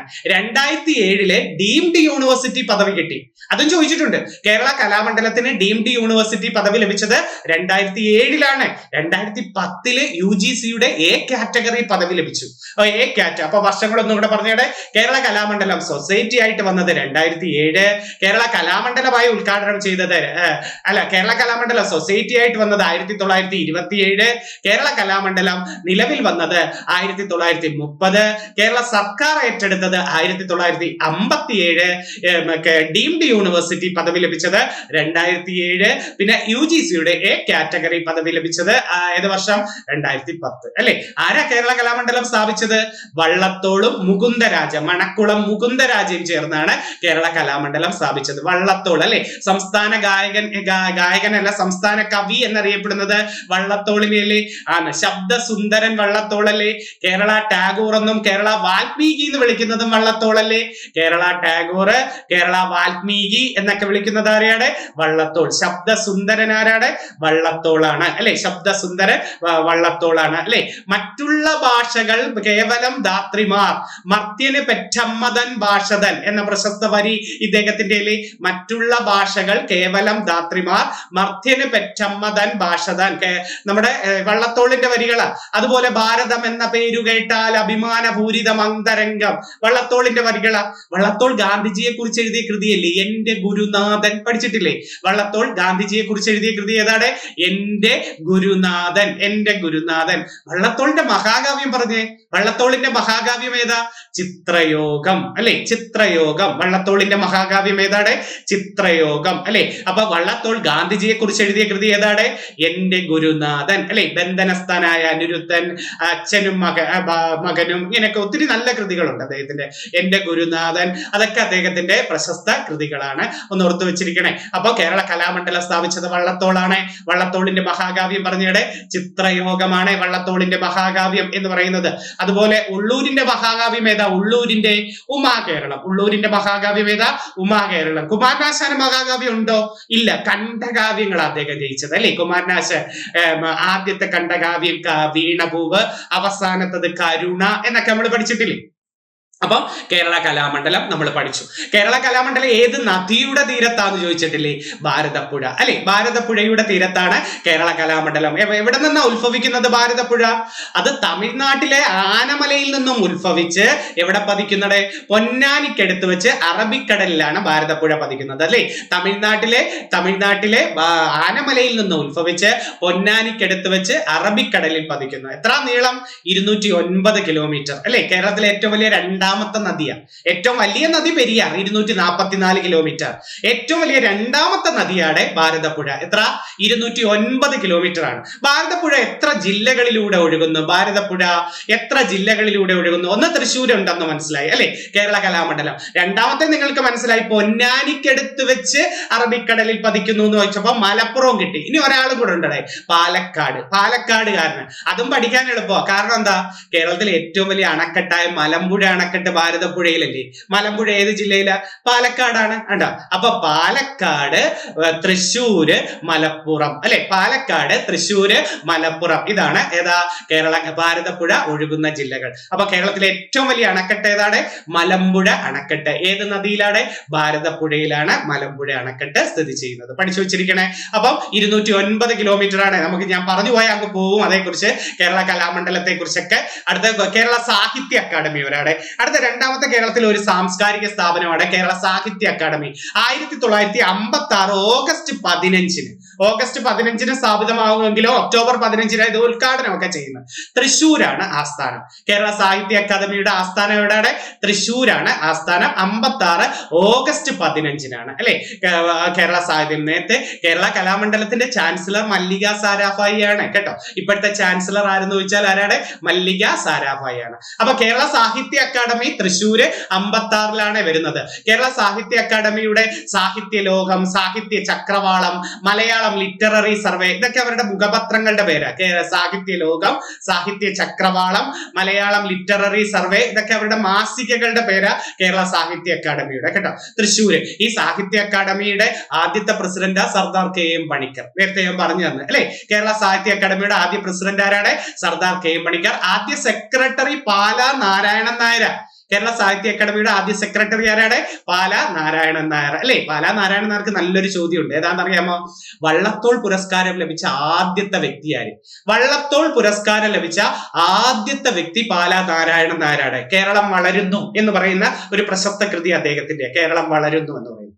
അടുത്ത കേരള സംഗീത നാടക അക്കാദമിയും തൃശ്ശൂർ തന്നെയാണ് ആസ്ഥാനം. അത് 58 വരുന്നത്. 58 ഏപ്രിൽ 26 സംഗീത നാടക അക്കാദമി വരുന്നത്. അടുത്ത ഓക്കെ, കേരളത്തിന്റെ ലളിതകലാ അക്കാദമിയും തൃശ്ശൂർ തന്നെയാണ്. തൃശ്ശൂർ ചെമ്പുകാവ് എന്ന് എടുത്ത് പഠിക്കണം. 1962 നവംബർ 28 നവംബർ 28 62 നവംബർ 28 ഏത് വരുന്നു? ലളിതകലാ അക്കാദമി. അപ്പൊ 3 തൃശ്ശൂർ പഠിച്ചു. ഏതാ? സാഹിത്യം തൃശ്ശൂര്, സംഗീതം തൃശ്ശൂര്, ലളിതകല തൃശ്ശൂര്. വർഷം ഇട്ട് കൊടുത്തേ. 56, 58, 62.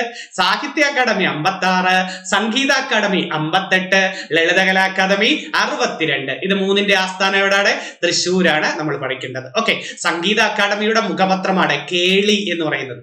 കേരള സംഗീത നാടക അക്കാദമിയുടെ മുഖപത്രമാണ് കേളി എന്ന് പറയുന്നത് കേട്ടോ. കേരള ഫോക്ലോർ അക്കാദമിയുടെ ആസ്ഥാനം തൃശ്ശൂരല്ലേ. അത് മാത്രം ഒന്ന് മാറി നിൽക്കും. കണ്ണൂര് ചിറക്കൽ കേട്ടോ. കേരള ഫോക്ലോർ അക്കാദമിയുടെ ആസ്ഥാനം എവിടെയാണ്? കണ്ണൂര് ചിറക്കൽ. 95 ജൂൺ 28 ഇത് സ്ഥാപിക്കുന്നത്. പക്ഷെ 96 പ്രവർത്തനം തുടങ്ങുന്നത്. അപ്പൊ കേരള നാടൻകല അക്കാദമി, ഫോക്ലോറിനെ കൂടുതലും ചോദിക്കാറുള്ളൂ മലയാളത്തിലും. കേരള ഫോക്ലോർ അക്കാദമിയുടെ ആസ്ഥാനം എവിടെയാണ്? കണ്ണൂര് ചിറക്കലാണ് കേരള ഫോക്ലോർ അക്കാദമി, നാടൻകല അക്കാദമിയുടെ ആസ്ഥാനം. 95 വരുന്നത്. 95 കേരള ഭാഷാ ഇൻസ്റ്റിറ്റ്യൂട്ട് വരുന്നത് 68 കേരള ഭാഷാ ഇൻസ്റ്റിറ്റ്യൂട്ട് വരുന്നത് എവിടെയാണ്? തിരുവനന്തപുരം നളന്തയിൽ 1968 NV കൃഷ്ണവാര്യരുടെ ഒക്കെ നേതൃത്വത്തിലാണ് കേരള ഭാഷാ ഇൻസ്റ്റിറ്റ്യൂട്ട് വരുന്നത്. അത് 68 അടുത്ത നല്ലൊരു ക്വസ്റ്റ്യൻ ഉണ്ടോ? കേരള സംസ്ഥാന ബാലസാഹിത്യ ഇൻസ്റ്റിറ്റ്യൂട്ട് വരുന്നത് തിരുവനന്തപുരത്ത് തന്നെ 1981 വരുന്നു. 81 കേരള സംസ്ഥാന ബാലസാഹിത്യ ഇൻസ്റ്റിറ്റ്യൂട്ട് വരുന്നത് ഏത് വർഷം? 81. കേരള ശാസ്ത്ര സാഹിത്യ പരിഷത്ത് കോഴിക്കോട്, തൃശ്ശൂർ ആസ്ഥാനമായിട്ടുണ്ട്. കോഴിക്കോടാണ് മെയിൻ ആസ്ഥാനം. അത് 1962 കേട്ടോ. 62 തെറ്റിപ്പോരുതേ. 62 കേരള ശാസ്ത്ര സാഹിത്യ പരിഷത്തിന്റെ ആസ്ഥാനം. അപ്പം ബാലസാഹിത്യ ഇൻസ്റ്റിറ്റ്യൂട്ട് 81 ശാസ്ത്ര സാഹിത്യ പരിഷത്ത് എവിടെയാണ്? 62 വരുന്നത് അല്ലെ. യുറേക്ക യുറീക്ക യുറീക്ക എന്ന് പറയുന്ന ഒരു പ്രസിദ്ധീകരണം ഇവരുടെ ശാസ്ത്ര കേരളം, യുറീക്ക, എന്തുകൊണ്ട് എന്തുകൊണ്ട് എന്തുകൊണ്ട് പണ്ടൊക്കെ നമ്മളിങ്ങനെ കേൾക്കത്തില്ലേ? ഇങ്ങനെയൊക്കെയുള്ള മാസികകളൊക്കെ ശാസ്ത്ര സാഹിത്യ പരിഷത്തിന്റെ, യുറീക്ക എന്ന മാസിക, ശാസ്ത്ര കേരളം എന്ന മാസികയൊക്കെ ആരുടെയാണ്? അത് 62 നമ്മുടെ കോഴിക്കോടാണ് വരുന്നത്. അത് നല്ലൊരു ക്വസ്റ്റ്യന്. ബാലസാഹിത്യ ഇൻസ്റ്റിറ്റ്യൂട്ട് 81 ഇതിന്റെ സ്ഥാപകരെ അല്ലെങ്കിൽ ആദ്യത്തെ പ്രസിഡന്റ് ഒക്കെ വേറൊരു മാച്ച് ആയിട്ട് എഴുതി തരാം. അടുത്ത നോക്കേ, സംസ്ഥാന ചലച്ചിത്ര അക്കാദമി 98 വരുന്നു. ആദ്യമായിട്ട് ഇന്ത്യയിൽ തന്നെ ഒരു ചലച്ചിത്ര അക്കാദമി സ്ഥാപിക്കുന്നത് തിരുവനന്തപുരത്താണ്. 98 ചലച്ചിത്ര അക്കാദമി വരുന്നത്. പിന്നെ നമ്മുടെ മലയാള ഭാഷയുടെ പ്രോത്സാഹനത്തിന് വേണ്ടി മലയാള മിഷൻ ഉണ്ട്, ഭാരത ഭവൻ ഉണ്ട്. മലയാള മിഷൻ തിരുവനന്തപുരത്ത് തന്നെയാണ്, ഭാരത ഭവനും തിരുവനന്തപുരത്ത്. മലയാള മിഷൻ 2009 ഭാരത മിഷൻ 1984 വരുന്നുണ്ട്. മലയാള മിഷൻ ഭൂമി മലയാളം, പൂക്കാലം, ഇതൊക്കെ അവരുടെ മാസികയുടെ പേര്, മലയാള മിഷന്റെ മാസികയുടെ പേര്. പിന്നെ ഒരു സാംസ്കാരിക സ്ഥാപനമാണ് വൈലോപ്പള്ളി സംസ്കൃതി ഭവൻ. വൈലോപ്പള്ളി സംസ്കൃതി ഭവൻ അത് 2001 തിരുവനന്തപുരത്ത് തന്നെയാണ്. വൈലോപ്പള്ളി സംസ്കൃതി ഭവൻ വരുന്നത് തിരുവനന്തപുരത്ത് തന്നെയാണ്. അടുത്തത് അടുത്തത് വാസ്തുവിദ്യാ ഗുരുകുലം എവിടെയാണ്? കേരളത്തിന്റെ വാസ്തുവിദ്യാ ഗുരുകുലം പത്തനംതിട്ടയിലാണ്. ആറന്മുളയിലെ പത്തനംതിട്ടയിലാണ് വാസ്തുവിദ്യാ ഗുരുകുലം. ആറന്മുള എന്ന് കേട്ടപ്പോ എന്താ ഓടി വരുന്നത്? സുഗതകുമാരി അല്ലെ. സുഗതകുമാരിയുടെ ജന്മനാട് എവിടെയെന്ന് ചോദിച്ചാൽ പത്തനംതിട്ടയിലെ ആറന്മുളയിലെ വാഴുവേലിൽ തറവാടല്ലേ. പത്തനംതിട്ടയിലെ ആറന്മുളയിലെ വാഴുവേലിൽ തറവാട്. ഇപ്പൊ അത് സ്മാരകമാക്കി മാറ്റിയായിരുന്നു അല്ലെ. വാഴുവേലിൽ തറവാട് ആരുടെ വീട്ടുപേരാണ്? നമ്മുടെ സുഗതകുമാരിയുടെ വീട്ടുപേര്. 2-3 കൃതികൾ പറഞ്ഞേ. സുഗതകുമാരിയുടെ മനസ്സിലേക്ക് ഓടി വരുന്ന കൃതികൾ: രാത്രിമഴ, അമ്പലമണി, പാതിരാപ്പൂക്കൾ, പാവം മാനവഹൃദയം, മുത്തുച്ചിപ്പി അല്ലെ. രാത്രിമഴ, അമ്പലമണികൾ, പാവം മാനവഹൃദയം, മുത്തുച്ചിപ്പി, മണലെഴുത്ത്, ഇതൊക്കെ ആരുടെ പ്രശസ്ത കൃതിയാണ്?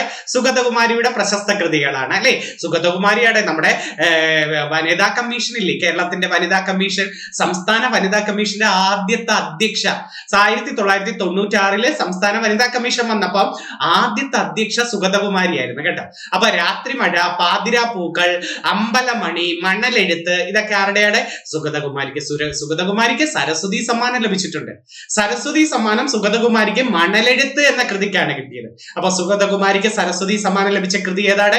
മണലെഴുത്ത്. സുഗതകുമാരിക്ക് കേന്ദ്ര സാഹിത്യ അക്കാദമി അവാർഡ് കിട്ടിയത് രാത്രിമഴയ്ക്കാണ്. പഠിച്ചു വെച്ചിരിക്കണേ. സുഗതകുമാരിക്ക് കേന്ദ്ര സാഹിത്യ അക്കാദമി അവാർഡ് കിട്ടിയ കൃതി ഏതാണ്? രാത്രിമഴ. കേരള സാഹിത്യ അക്കാദമി അവാർഡ് കിട്ടിയത് പാതിരാപ്പൂക്കൾക്കാണ്. കേരള സാഹിത്യ അക്കാദമി അവാർഡ് കിട്ടിയത് പാതിരാപ്പൂക്കൾക്കും അതുപോലെ നമ്മുടെ വയലാർ അവാർഡ് കിട്ടിയത് അമ്പലമണി എന്ന കൃതിക്കാണ്. ഒന്നുകൂടെ പറഞ്ഞേടെ. സുഗതകുമാരിക്ക് കേന്ദ്ര സാഹിത്യ അക്കാദമി അവാർഡ് കിട്ടിയത് ഏത് കൃതിക്കാ? രാത്രിമഴ. കേരള സാഹിത്യ അക്കാദമി അവാർഡ് കിട്ടിയത് ഏതിനാ? പാതിരാപ്പൂക്കൾ. വയലാർ അവാർഡ് കിട്ടിയത് ഏതിനാ? അമ്പലമണി. സരസ്വതി സമ്മാനം ലഭിച്ചത് ഏതിനാ? മണലെഴുത്ത്. സരസ്വതി സമ്മാനം ലഭിച്ചത് മണലെഴുത്ത്. എത്ര ലക്ഷം രൂപയാ സരസ്വതി സമ്മാന പുരസ്കാര തുക? സരസ്വതി സമ്മാന പുരസ്കാര തുക 15 ലക്ഷം രൂപയാണ്. പക്ഷെ ജ്ഞാനപീഠം 11 ലക്ഷം രൂപയാണ്. സരസ്വതി സമ്മാന പുരസ്കാരം എത്രയാണ്? 15 ലക്ഷം രൂപയും ജ്ഞാനപീഠ പുരസ്കാരം എത്രയാണ്? 11 ലക്ഷം രൂപയാണ്. അപ്പൊ നമുക്ക് തിരിച്ചു വരാം. നമ്മൾ ആറന്മുള പറഞ്ഞപ്പോഴാണ് പോയത്. വാസ്തുവിദ്യാ ഗുരുകുലം കേരളത്തിൽ എവിടെയാണ്? ആറന്മുളയിൽ. എന്നാ വന്നത്? 93-ലാണ് വരുന്നത്. അതൊക്കെ മാച്ച് ദ ഫോളോയിങ് വരാം. സംസ്ഥാന സർവ്വവിജ്ഞാന കോശമുണ്ട് നമുക്ക്. അതും തിരുവനന്തപുരത്ത് 1961 വന്ന ഒരു സാംസ്കാരിക സ്ഥാപനമാണ്. അതുപോലെ കഥകളി, കൂടിയാട്ടം, കൂത്തിന്റെ ഒക്കെ കൂടുതൽ പ്രചരണത്തിനും അത് പഠിപ്പിക്കുന്നതിനും വേണ്ടി കേരളത്തിലെ ഒരു സ്ഥാപനമാണ് മാർഗി. ഇവരുടെ ആസ്ഥാനം എന്ന് തന്നെ പറയാം. കഥകളി, കൂടിയാട്ടം ഒക്കെ പഠിപ്പിക്കുന്നത് ഏതാണ്? മാർഗിയാണ്. മാർഗിയുടെ ആസ്ഥാനം തിരുവനന്തപുരത്ത് 1971-ലാണ് വരുന്നത്. മാർഗി എന്നാണ് വരുന്നത്? 1971-ലാണ് കൂടിയാട്ടം, കഥകളിയൊക്കെ പഠിപ്പിക്കുന്നതും ഇവരുടെ ആസ്ഥാനമായിട്ടും പറയുന്നത് ഏതാണ്? മാർഗി എന്നാണ് വിളിക്കുന്നത് അല്ലെ. കൂടിയാട്ടത്തിന് ഉപയോഗിക്കുന്ന വാദ്യം ഏതാണ്? കൂടിയാട്ടത്തിന് ഉപയോഗിക്കുന്ന വാദ്യം മിഴാവ് അല്ലെ. കൂടിയാട്ടത്തിനും കൂത്തിനും ഉപയോഗിക്കുന്ന വാദ്യം ഏതാണ്? മിഴാവ് അല്ലെ. പടയണിക്ക് ഉപയോഗിക്കുന്ന വാദ്യം ഏതാ? പടയണിക്ക് തപ്പ്. പടയണിക്ക് ഉപയോഗിക്കുന്ന വാദ്യം തപ്പാണ്. അതുപോലെ സോപാന സംഗീതത്തിനല്ലേ ഇടയ്ക്ക ഉപയോഗിക്കുന്നത്? സോപാന സംഗീതത്തിന് ഇടയ്ക്ക, പടയണിക്ക് തപ്പ്, കൂടിയാട്ടത്തിനും കൂത്തിനും ഏതാണ്? മിഴാവാണ് ഉപയോഗിക്കുന്നത്. കൂടിയാട്ടത്തിന്റെ കുലപതി എന്ന് വിളിക്കുന്നത് അമ്മന്നൂർ മാധവ ചാക്യാരല്ലേ ആണ്. കൂടിയാട്ടത്തിന്റെ കുലപതി എന്ന് വിളിക്കുന്നത് ആരാണ്? അമ്മന്നൂർ മാധവ ചാക്യാർ അല്ലെ. സോപാന സംഗീതത്തിന്റെ കുലപതി ആരാന്നറിയാമോടെ? സോപാന സംഗീതത്തിന്റെ കുലപതി ഞെരളത്ത് രാമപൊതുവാൾ. സോപാന സംഗീതത്തിന്റെ കുലപതി ആരാണ്? ഞെരളത്ത് രാമപൊതുവാളാണ്. അപ്പൊ കൂടിയാട്ടത്തിന്റെ കുലപതി അമ്മന്നൂർ മാധവ ചാക്യാർ. നമുക്കൊരു മാണി മാധവ ചാക്യാർ ഉണ്ട്, പരീക്ഷയ്ക്ക് ചോദിക്കാറുണ്ട്. മാണി മാധവ ചാക്യാർ ഇതിലെ കൂടിയാട്ടത്തിന്റെ പ്രധാന കൃതിയായ നാട്യകൽപദ്രുമം എഴുതിയതാരെന്ന് ചോദിച്ചിട്ടുണ്ട്. കൂടിയാട്ടത്തിന്റെ പ്രധാന കൃതിയായ നാട്യകൽപദ്രുമം എഴുതിയതാരാണ്? മാണി മാധവ ചാക്യാർ. അതുപോലെ കൂടിയാട്ടത്തിന്റെ മുദ്രകളെ കുറിച്ച് പ്രതിപാദിക്കുന്ന ഒരു കൃതിയാണ് ആട്ടപ്രകാരം ക്രമദീപിക. ഇതൊക്കെ ചോദിച്ച ചോദ്യമാണ്. കൂടിയാട്ടത്തിന്റെ മുദ്രകളെ കുറിച്ച് പ്രതിപാദിക്കുന്ന കൃതി ഏതാണ്? ആട്ടപ്രകാരം ക്രമദീപിക. ഇത് എഴുതിയത് തോലൻ എന്ന് പറയുന്ന വ്യക്തിയാണ്. തോലൻ. ആട്ടപ്രകാരം ക്രമദീപിക എഴുതിയതാരാണ്? തോലൻ. ഓക്കെ, നമുക്ക് തിരിച്ചു വരാം. അപ്പൊ മാർഗിയുടെ ആസ്ഥാനം എവിടെയാണ്? തിരുവനന്തപുരം. 70-71 കാലഘട്ടത്തിലാണ് മാർഗി സ്ഥാപിതമാകുന്നത്. അതുപോലെ കേരളത്തിന്റെ പൈതൃക പഠന കേന്ദ്രം തൃപ്പൂണിത്തറയാണ്. എറണാകുളത്ത് തൃപ്പൂണിത്തറയിലാണ് പൈതൃക പഠന കേന്ദ്രം സ്ഥിതി ചെയ്യുന്നത്. ഹിൽ പാലസ് മ്യൂസിയം തൃപ്പൂണിത്തറയിലല്ലേ? ആണ്. ഹിൽ പാലസ് മ്യൂസിയം എവിടെയാണ്? തൃപ്പൂണിത്തറയിൽ. അതുപോലെ ഓണത്തിന് അത്തച്ചമയ ആഘോഷം നടക്കുന്നത് എവിടെയെന്ന് ചോദിച്ചിട്ടില്ലേ? ഓണത്തിന് അത്തച്ചമയ ആഘോഷം നടക്കുന്നതും തൃപ്പൂണിത്തറയിലാണ് അല്ലെ. തിരുവനന്തപുരത്താണോ തൃപ്പൂണിത്തറ? അല്ല, എറണാകുളം ജില്ലയിലാണ് തൃപ്പൂണിത്തറ. ദാ വരുന്ന very very important. Guru Gopinath നടന ഗ്രാമം എവിടെ? ഗുരു ഗോപിനാഥ് നടന ഗ്രാമം. കേരള നടനം എന്നൊരു നൃത്തമില്ലയുടെ ഇതിന്റെ സ്ഥാപകനാണ് ഗുരു ഗോപിനാഥ്. കേരള നടനത്തിന്റെ സ്ഥാപകൻ ആരാണ്? ഗുരു ഗോപിനാഥ്. ഈ ഗുരു ഗോപിനാഥിന്റെ ആ കേരള നടനത്തിന്റെ ഗ്രാമം എന്നറിയപ്പെടുന്നത് തിരുവനന്തപുരം വട്ടിയൂർക്കാവാണ്. 1995-ലാണ് ഇത് വരുന്നത്. 1995 1995. ഉണ്ണായി വാര്യർ സ്മാരക നിലയം ഇരിങ്ങാലക്കുടയിലാണ്. ഇരിങ്ങാലക്കുടയിൽ 55 കൂടി വരുന്നുണ്ട്. ഉണ്ണായി വാര്യർ സ്മാരകം എവിടെയാണ്? ഇരിങ്ങാലക്കുടയിലാണ്. സാഹിത്യകാരന്മാരുടെ തീർത്ഥാടന കേന്ദ്രം എന്നറിയപ്പെടുന്നത് ഇരിങ്ങാലക്കുടയാണ്. സാഹിത്യകാരന്മാരുടെ തീർത്ഥാടന കേന്ദ്രം എന്നറിയപ്പെടുന്നത് ഏതാണ്? ഇരിങ്ങാലക്കുട. അപ്പൊ ഉണ്ണായി വാര്യർ സ്മാരകം എവിടെയാണ്? ഇരിങ്ങാലക്കുട. എവിടാ കേട്ടത് ഉണ്ണായി വാര്യർ? ഉണ്ണായി വാര്യർ നല്ലൊരു ചോദ്യം ഉണ്ടല്ലോ. ഏതാ? മലയാള ശാകുന്തളം എന്നറിയപ്പെടുന്ന നളചരിതം ആട്ടക്കഥ എഴുതിയതാരെന്ന് ചോദിച്ചിട്ടില്ലേ? മലയാള ശാകുന്തളം എന്നറിയപ്പെടുന്ന നളചരിതം ആട്ടക്കഥ എഴുതിയതാരാണ്? ഉണ്ണായി വാര്യരാണ്. മറന്നു പോരുത്. അതുപോലെ നല്ലൊരു ക്വസ്റ്റ്യൻ ഉണ്ട്. ഏതാണെന്നറിയാമോ? ഈ നളചരിതം ആട്ടക്കഥ എഴുതിയത് ഉണ്ണായി വാര്യരാണെന്ന് പറഞ്ഞല്ലോ. ഏറ്റവും നല്ലൊരു പോയിന്റ് ഉണ്ട്. അതായത് ഈ ആരെയും അനുകരിക്കാതെയും ആർക്കും അനുകരിക്കാനാകാത്ത മലയാളത്തിലെ ഒരേ ഒരു കവിയാര്? ആരെയും അനുകരിക്കാത്തതും ആർക്കും അനുകരിക്കാനാകാത്തതുമായ മലയാളത്തിലെ കവി ആര് എന്ന് ചോദിച്ചാൽ ഏതെഴുതാം? ഉണ്ണായി വാര്യർ. ഇദ്ദേഹത്തിന്റെ ആട്ടക്കഥയുടെ പേര് പറഞ്ഞേടെ. നളചരിതം ആട്ടക്കഥ. നളചരിതം ആട്ടക്കഥയാണ് മലയാള ശാകുന്തളം എന്ന് വിളിച്ചത് കേട്ടോ. അപ്പൊ നളചരിത ആട്ടക്കഥ എന്ത് വിളിക്കുന്നത്? മലയാള ശാകുന്തളം എന്ന് വിളിക്കുന്നു. അവിടെ പോയിന്റ് ഒരു ക്വസ്റ്റ്യൻ പറയട്ടെ. ഏറ്റവും നല്ലൊരു പോയിന്റ് പറയട്ടെ. അതായത് ഇങ്ങനെ വിളിച്ചതാര് എന്ന് ചോദിച്ചിട്ടുണ്ട്. മലയാള ശാകുന്തളം അല്ലെങ്കിൽ കേരളത്തിന്റെ ശാകുന്തളം എന്ന് നളചരിതം ആട്ടക്കഥയെ വിളിച്ചതാര്? നമ്മുടെ കേരളത്തിലെ ആദ്യത്തെ വിദ്യാഭ്യാസ മന്ത്രിയായ ജോസഫ് മുണ്ടശ്ശേരിയാണ്. കേരളത്തിലെ ആദ്യത്തെ വിദ്യാഭ്യാസ മന്ത്രിയായ ജോസഫ് മുണ്ടശ്ശേരിയാണ് മലയാള ശാകുന്തളം എന്ന് നളചരിതം ആട്ടക്കഥയെ വിളിച്ചത് അല്ലെ. കേരളത്തിലെ ആദ്യത്തെ വിദ്യാഭ്യാസ മന്ത്രിയാണ് ജോസഫ് മുണ്ടശ്ശേരി. നമ്മുടെ 1971 കേരളത്തിൽ ഒരു സർവകലാശാല വന്നില്ലേ? കുസാറ്റ് സർവകലാശാല. ഇതിന്റെ ആദ്യത്തെ വൈസ് ചാൻസലറും ജോസഫ് മുണ്ടശ്ശേരിയാണ്. 71 വന്ന കുസാറ്റ്, കളമശ്ശേരിയിലെ കുസാറ്റ് സർവകലാശാലയുടെ ആദ്യ വൈസ് ചാൻസലർ ആരാണ്? ജോസഫ് മുണ്ടശ്ശേരി അല്ലെ. ആദ്യത്തെ വിദ്യാഭ്യാസം മാത്രമല്ല അയാൾക്ക്, സഹകരണ മന്ത്രി ഇദ്ദേഹമായിരുന്നു. ആദ്യത്തെ വിദ്യാഭ്യാസ മന്ത്രിയും ആദ്യത്തെ സഹകരണ മന്ത്രിമാരായിരുന്നടെ ജോസഫ് മുണ്ടശ്ശേരി. ആത്മകഥ അറിയാമോ നിങ്ങൾക്ക്? ജോസഫ് മുണ്ടശ്ശേരിയുടെ ആത്മകഥ കൊഴിഞ്ഞ ഇലകൾ. ജോസഫ് മുണ്ടശ്ശേരിയുടെ ആത്മകഥയുടെ പേരെന്താണ്? കൊഴിഞ്ഞ ഇലകളാണ് ജോസഫ് മുണ്ടശ്ശേരിയുടെ ആത്മകഥയുടെ പേര്. ഓക്കെ, അത് നല്ലൊരു ക്വസ്റ്റ്യൻ ആണ്. അടുത്ത നമുക്ക് നോക്കാം. ഇന്ത്യയിലെ അണക്കെട്ടുകൾ, നദികൾ പഠിക്കാറ്. നല്ല ക്വസ്റ്റ്യൻ ആണ്. ഉറപ്പായിട്ട് വരും എന്ന് പ്രതീക്ഷിക്കുന്ന ഒരു പോർഷൻ ആണ്. പ്രിലിംസ് പരീക്ഷയ്ക്ക് ഉറപ്പായിട്ട് വരാൻ പ്രതീക്ഷിക്കാൻ പറ്റിയ ഒരു ക്വസ്റ്റ്യൻ. ഒന്നുകിൽ നദി ചോദിക്കാം അല്ലെങ്കിൽ സംസ്ഥാനം ചോദിക്കാം. അലമാട്ടി അണക്കെട്ട് ഏത് നദിയിലാണെന്ന്? പ്രശസ്ത അണക്കെട്ടാണ് ഇന്ത്യയിലെ അലമാട്ടി അണക്കെട്ട്. കൃഷ്ണ നദിയിലാണ്. കർണാടകയിൽ കൃഷ്ണ നദിയിലാണ് അലമാട്ടി അണക്കെട്ട്. മഹാരാഷ്ട്രയിലെ മഹാബലീശ്വറിൽ നിന്നാണ് ഈ കൃഷ്ണ നദി വരുന്നത്. കൃഷ്ണ നദി വരുന്നത് മഹാരാഷ്ട്രയിലെ മഹാബലീശ്വറിൽ നിന്നാണ്. അലമാട്ടി അണക്കെട്ട് ഏത് നദിയിൽ? കൃഷ്ണ. ഒരു പരീക്ഷയ്ക്ക് ചോദിച്ചതേ ഭീമ, തുംഗഭദ്ര എന്നിവ ഏത് നദിയുടെ പോഷക നദികളാന്ന് ചോദിച്ചു. ഭീമ, തുംഗഭദ്ര എന്നിവ ഏത് നദിയുടെ പോഷക നദിയാണ്? നമ്മുടെ കൃഷ്ണ നദിയുടെ പോഷക നദിയാണ്. തുംഗഭദ്ര എന്ന് കേട്ടപ്പോ നല്ലൊരു ക്വസ്റ്റ്യൻ ഓർമ്മ വന്നോ? തുംഗഭദ്ര അതായത് നമ്മുടെ ഹംപി ഇല്ലയുടെ വിജയനഗര സാമ്രാജ്യത്തിന്റെ അവശിഷ്ടങ്ങൾ കാണപ്പെട്ട സ്ഥലം ഹംപി എന്ന് പറയത്തില്ലേ? കർണാടകയിലെ ഹംപി അല്ലെ. വിജയനഗര സാമ്രാജ്യത്തിന്റെ അവശിഷ്ടങ്ങൾ കാണപ്പെട്ടത് ഏതാണ്? ഹംപി. ഈ ഹംപിയുടെ തീരത്തുകൂടി ഒഴുകുന്ന നദി ഏതെന്ന് ചോദിച്ചിട്ടുണ്ട്. ഹംപിയുടെ തീരത്തുകൂടി ഒഴുകുന്ന നദിയും തുംഗഭദ്രയാ. തുംഗഭദ്ര. അപ്പൊ ഭീമയും തുംഗഭദ്ര ഏത് നദിയുടെ പോഷക നദി? കൃഷ്ണ നദിയുടെ പോഷക നദി. അപ്പൊ അലമാട്ടി അണക്കെട്ട് കൃഷ്ണ നദിയിലാണ്. സർദാർ സരോവർ അണക്കെട്ട് ഏത് നദിയിലാണ്? അത് ആ പേരിലൂടെ കിട്ടും. സർദാർ വല്ലഭായ് പട്ടേൽ എവിടാ? സർദാർ വല്ലഭായ് പട്ടേലിന്റെ സ്റ്റേറ്റ് ഗുജറാത്ത് ആണ് അല്ലെ. അപ്പൊ അവിടെ പ്രധാന നദി ഏതാ? നർമ്മദയാണെന്ന് നമുക്കറിയാം. അപ്പൊ സർദാർ സരോവർ അണക്കെട്ട് നർമ്മദാ നദിയിൽ, ഗുജറാത്ത്. ഏതാണ്? നർമ്മദാ നദിയിൽ ഗുജറാത്തിലാണ് സർദാർ സരോവർ അണക്കെട്ട് അല്ലെ. അദ്ദേഹത്തിന്റെ ഇന്ത്യയിലെ ലോകത്തിലെ തന്നെ ഏറ്റവും ഉയർന്ന പ്രതിമ statue of unity Sardar Sarovar തന്നെയാണ് ലോകത്തിലെ ഏറ്റവും വലിയ പ്രതിമ സ്റ്റാച്യു ഓഫ് യൂണിറ്റി. അതും നർമ്മദാ നദിയുടെ തീരത്താണ്. അപ്പൊ സർദാർ സരോവർ അണക്കെട്ട് ഏത് നദിയിലാണ്? നർമ്മദാ നദിയിലാണ്, ഗുജറാത്തിലാണ് അല്ലെ. സർദാർ വല്ലഭായ് പട്ടേലിനെ കുറിച്ച് എന്തെങ്കിലും ഒന്ന് പറയട്ടെ. സർദാർ വല്ലഭായ് പട്ടേലിനെ കുറിച്ച് ഇന്ത്യയുടെ ആദ്യത്തെ ആഭ്യന്തരമന്ത്രി, ആദ്യത്തെ ഉപപ്രധാനമന്ത്രി, ഗുജറാത്ത് സിംഹം, ബർദോളി സത്യാഗ്രഹത്തിന്റെ നേതാവ്, ഇന്ത്യയുടെ ഉരുക്കു മനുഷ്യൻ, ഇന്ത്യയുടെ ബിസ്മാർക്ക്, ഇന്ത്യയുടെ നിണവ് ഇരുമ്പു എന്ന നയം നടപ്പിലാക്കിയതാര്? നാട്ടുരാജ്യങ്ങൾ സംയോജിപ്പിച്ചതാര്? കേദാ സത്യാഗ്രഹത്തിൽ ഗാന്ധിജിയെ സഹായിച്ച മലയാളി ഗാന്ധിജിയെ സഹായിച്ച പ്രധാന വ്യക്തി ആരാ?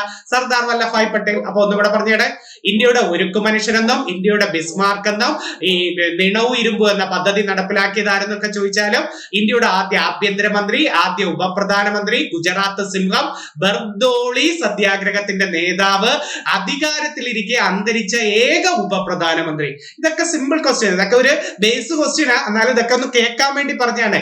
അപ്പൊ ആദ്യ ആഭ്യന്തരമന്ത്രി ആരാണ്? സർദാർ വല്ലഭായ് പട്ടേലാണ് അല്ലെ. ബർദോളി സത്യാഗ്രഹം ഉണ്ട് 28ലാണ് ബർദോളി സത്യാഗ്രഹം. നല്ലൊരു പോയിന്റ് പറയാൻ വിട്ടുപോയി. ബർദോളി സത്യാഗ്രഹത്തിനേക്കാൾ നല്ലൊരു പോയിന്റ് ഉണ്ട്. മൗലികാവകാശങ്ങളുടെ ശില്പി ആരാണ്? 1931 കറാച്ചി സമ്മേളനം, ഇന്റർനാഷണൽ കോൺഗ്രസിന്റെ കറാച്ചി സമ്മേളനത്തിൽ വെച്ച് മൗലികാവകാശങ്ങളുടെ പ്രമേയം പാസാക്കിയ കോൺഗ്രസ് പ്രസിഡന്റ് ആരാ? സർദാർ വല്ലഭായ് പട്ടേൽ. അപ്പൊ മൗലികാവകാശങ്ങളുടെ ശില്പി ആരാ? സർദാർ പട്ടേൽ അല്ലെ. എത്ര മൗലികാവകാശങ്ങളുണ്ട്? 6. ഭരണഘടനയുടെ എത്രാം ഭാഗത്തിൽ? 3-ാം ഭാഗത്തിൽ അല്ലെ. ഏത് രാജ്യത്ത് നിന്ന് കടമെടുത്തു? അമേരിക്കയിൽ നിന്നും കടമെടുത്തു. മൗലികാവകാശങ്ങൾ എവിടെ നിന്നാണ്? അമേരിക്കയിൽ നിന്നും. 6 അല്ലേ മൗലികാവകാശങ്ങൾ. ഭരണഘടനയുടെ എത്രാം ഭാഗം? 3-ാം ഭാഗത്താണ് അല്ലെ. ഇനി ഞാൻ അതൊക്കെ പറഞ്ഞു പോയാൽ ഇനി ഒത്തിരി സമയം പോകും, പിന്നീട് ഒരിക്കൽ പറയാം. 14 നിയമത്തിന് മുന്നിൽ എല്ലാവരും തുല്യർ. 15 ജാതി മതം ലിംഗം എന്നിവയുടെ പേരിൽ വേർതിരിക്കാൻ പാടില്ല. 16 അവസര സമത്വം. 17 ഐത്തം തൊട്ടുകൂടായ്മ. 18 ബഹുമതികൾ നിർത്തലാക്കൽ. 19 6 മൗലിക സ്വാതന്ത്ര്യങ്ങൾ. 20 കുറ്റത്തെ കുറിച്ച് പറയുന്നത്. 21 ജീവനും വ്യക്തി സ്വാതന്ത്ര്യവും. 21A പ്രാഥമിക വിദ്യാഭ്യാസം. 22 കരുതൽ തടങ്കൽ. 23 അടിമത്തം. 24 ബാലവേല. 25 മുതൽ 28 വരെ മതം. 29 30 സാംസ്കാരികവും വിദ്യാഭ്യാസപരവും. 32 ഭരണഘടന പ്രതിവിധിക്കുള്ളത്. ഇതൊക്കെ റിവിഷൻ നടത്തണം, ഞാൻ ഇടയ്ക്ക് കൊണ്ടുവരാം. ഇപ്പൊ അങ്ങ് തിരിച്ചു വരട്ടെ. കക്രപ്പാറ, കക്രപ്പാറ താപ്തി നദിയിലാണ്, ഗുജറാത്തിലാണ്. അപ്പൊ കക്രപ്പാറ അണക്കെട്ട് എവിടെയാണ്? താപ്തി നദിയിൽ. ഇന്ത്യ ഒരു ആണവ നിലയം കൂടിയാണ് കേട്ടോ. കക്രപ്പാറ ആണവ നിലയം എവിടെയെന്ന് ചോദിച്ചിട്ടില്ലേ? അത് താപ്തി നദിയിൽ, ഗുജറാത്തിൽ. ഉഖായി പദ്ധതിയും താപ്തി നദിയിലാണ്. ഉഖായി പദ്ധതി താപ്തി നദിയിൽ, ഗുജറാത്തിലാണ്. അപ്പം സർദാർ സരോവർ പദ്ധതി നർമ്മദ. ഏറ്റവും കൂടുതൽ അണക്കെട്ടുകൾ ഉള്ള നദി നർമ്മദ നദിയാണ് കേട്ടോ. ഏറ്റവും കൂടുതൽ അണക്കെട്ടുകൾ ഉള്ള നദി ഏതാണ്? നർമ്മദ നദിയാണ്. ഓക്കെ, അപ്പൊ അതൊന്നുമല്ലേ. കൃഷ്ണരാജ സാഗറും നാഗാർജുന സാഗർ അണക്കെട്ടും ഉണ്ട്. കൃഷ്ണരാജ സാഗർ അണക്കെട്ടും ഉണ്ട്, നാഗാർജുന സാഗർ അണക്കെട്ടും ഉണ്ട്. കൃഷ്ണൻ വരുമ്പോ കൃഷ്ണന് കൊടുക്കരുത്. നാഗാർജുനൻ, അർജുനൻ വരുമ്പോ നിങ്ങൾ കൃഷ്ണന് കൊടുത്തോ. കൃഷ്ണരാജ സാഗർ അണക്കെട്ട് കാവേരി നദിയിലും നാഗാർജുന സാഗർ അണക്കെട്ട് കൃഷ്ണ നദിയിലുമാണ്. കൃഷ്ണരാജ സാഗർ അണക്കെട്ട് കാവേരിയിലും നാഗാർജുന സാഗർ അണക്കെട്ട് എവിടെയാണ്? കൃഷ്ണ നദിയിലുമാണ്. ഓങ്കാരേശ്വർ അണക്കെട്ട് നർമ്മദയിലാണ്. ഓങ്കാരേശ്വർ അണക്കെട്ട് നർമ്മദ, അത് മധ്യപ്രദേശിൽ കിടക്കുക. നർമ്മദയിൽ നേരത്തെ ഒരെണ്ണം പഠിച്ചു നമ്മള്. സർദാർ സരോവർ അണക്കെട്ട് അത് ഗുജറാത്തിൽ കിടക്കുന്നു. ഓങ്കാരേശ്വർ അണക്കെട്ട് നർമ്മദ ഏത് സ്റ്റേറ്റ് ആണ്? മധ്യപ്രദേശിലാണ്. ഓർത്തു വെക്കണേ. തെഹരി അണക്കെട്ട് എവിടെയാണ്? തെഹരി അണക്കെട്ട് അത് ഭഗീരഥി നദിയിലാണ്. തെഹരി അണക്കെട്ട് ഭഗീരഥി നദി, ഉത്തരാഖണ്ഡ്. ഇന്ത്യയിലെ ഏറ്റവും ഉയരം കൂടിയ അണക്കെട്ട് ഏതാണ്? ഇന്ത്യയിലെ ഏറ്റവും ഉയരം കൂടിയ അണക്കെട്ട് തെഹരി അണക്കെട്ടല്ലേ? ഭഗീരഥി നദിയിലാണ്, ഉത്തരാഖണ്ഡ്. ദക്ഷിണ ഭഗീരഥി എന്നറിയപ്പെടുന്നതല്ലേ നമ്മുടെ പമ്പ ആണ്. ദക്ഷിണ ഭഗീരഥി എന്നറിയപ്പെടുന്ന നദി ഏതാ? പമ്പ. ബാരിസ്, ദക്ഷിണ ഭഗീരഥി, തിരുവിതാംകൂറിന്റെ ജീവൻ നാടി എന്നൊക്കെ അറിയപ്പെടുന്ന ഏതാണ്? പമ്പയാണ് അല്ലെ. ഹിരാക്കുഡ് അണക്കെട്ട് എവിടെയാണ്? ഹിരാക്കുഡ് അണക്കെട്ട് മഹാനദി, ഒഡീഷ. ഹിരാക്കുഡ് അണക്കെട്ട് എവിടെയാണ്? മഹാനദി, ഒഡീഷ. ഏറ്റവും നീളം കൂടിയ അണക്കെട്ടല്ലേ? ഇന്ത്യയിലെ ഏറ്റവും നീളം കൂടിയ. അപ്പൊ ഏറ്റവും ഉയരം കൂടിയത് തെഹരി, ഏറ്റവും നീളം കൂടിയത് ഏതാണ്? ഹിരാക്കുഡ് അണക്കെട്ട്. എവിടെയാണ്? മഹാനദിയിൽ, ഒഡീഷയിലാണ് അല്ലെ. പോങ് അണക്കെട്ട് കേട്ടിട്ടുണ്ടോ? പോങ് അണക്കെട്ട് ബിയാസ് നദിയിൽ, ഹിമാചൽ പ്രദേശിലാണ്. ബിയാസ് നദി, ഹിമാചൽ പ്രദേശ്. ബിയാസ് എന്താ? നല്ലൊരു ചോദ്യം. സിന്ധുവിന്റെ ഏറ്റവും ചെറിയ പോഷക നദി ഏതാണ്?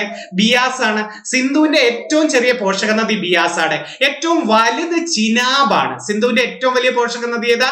ചിനാബ്. ഏറ്റവും ചെറുത് ഏതാ?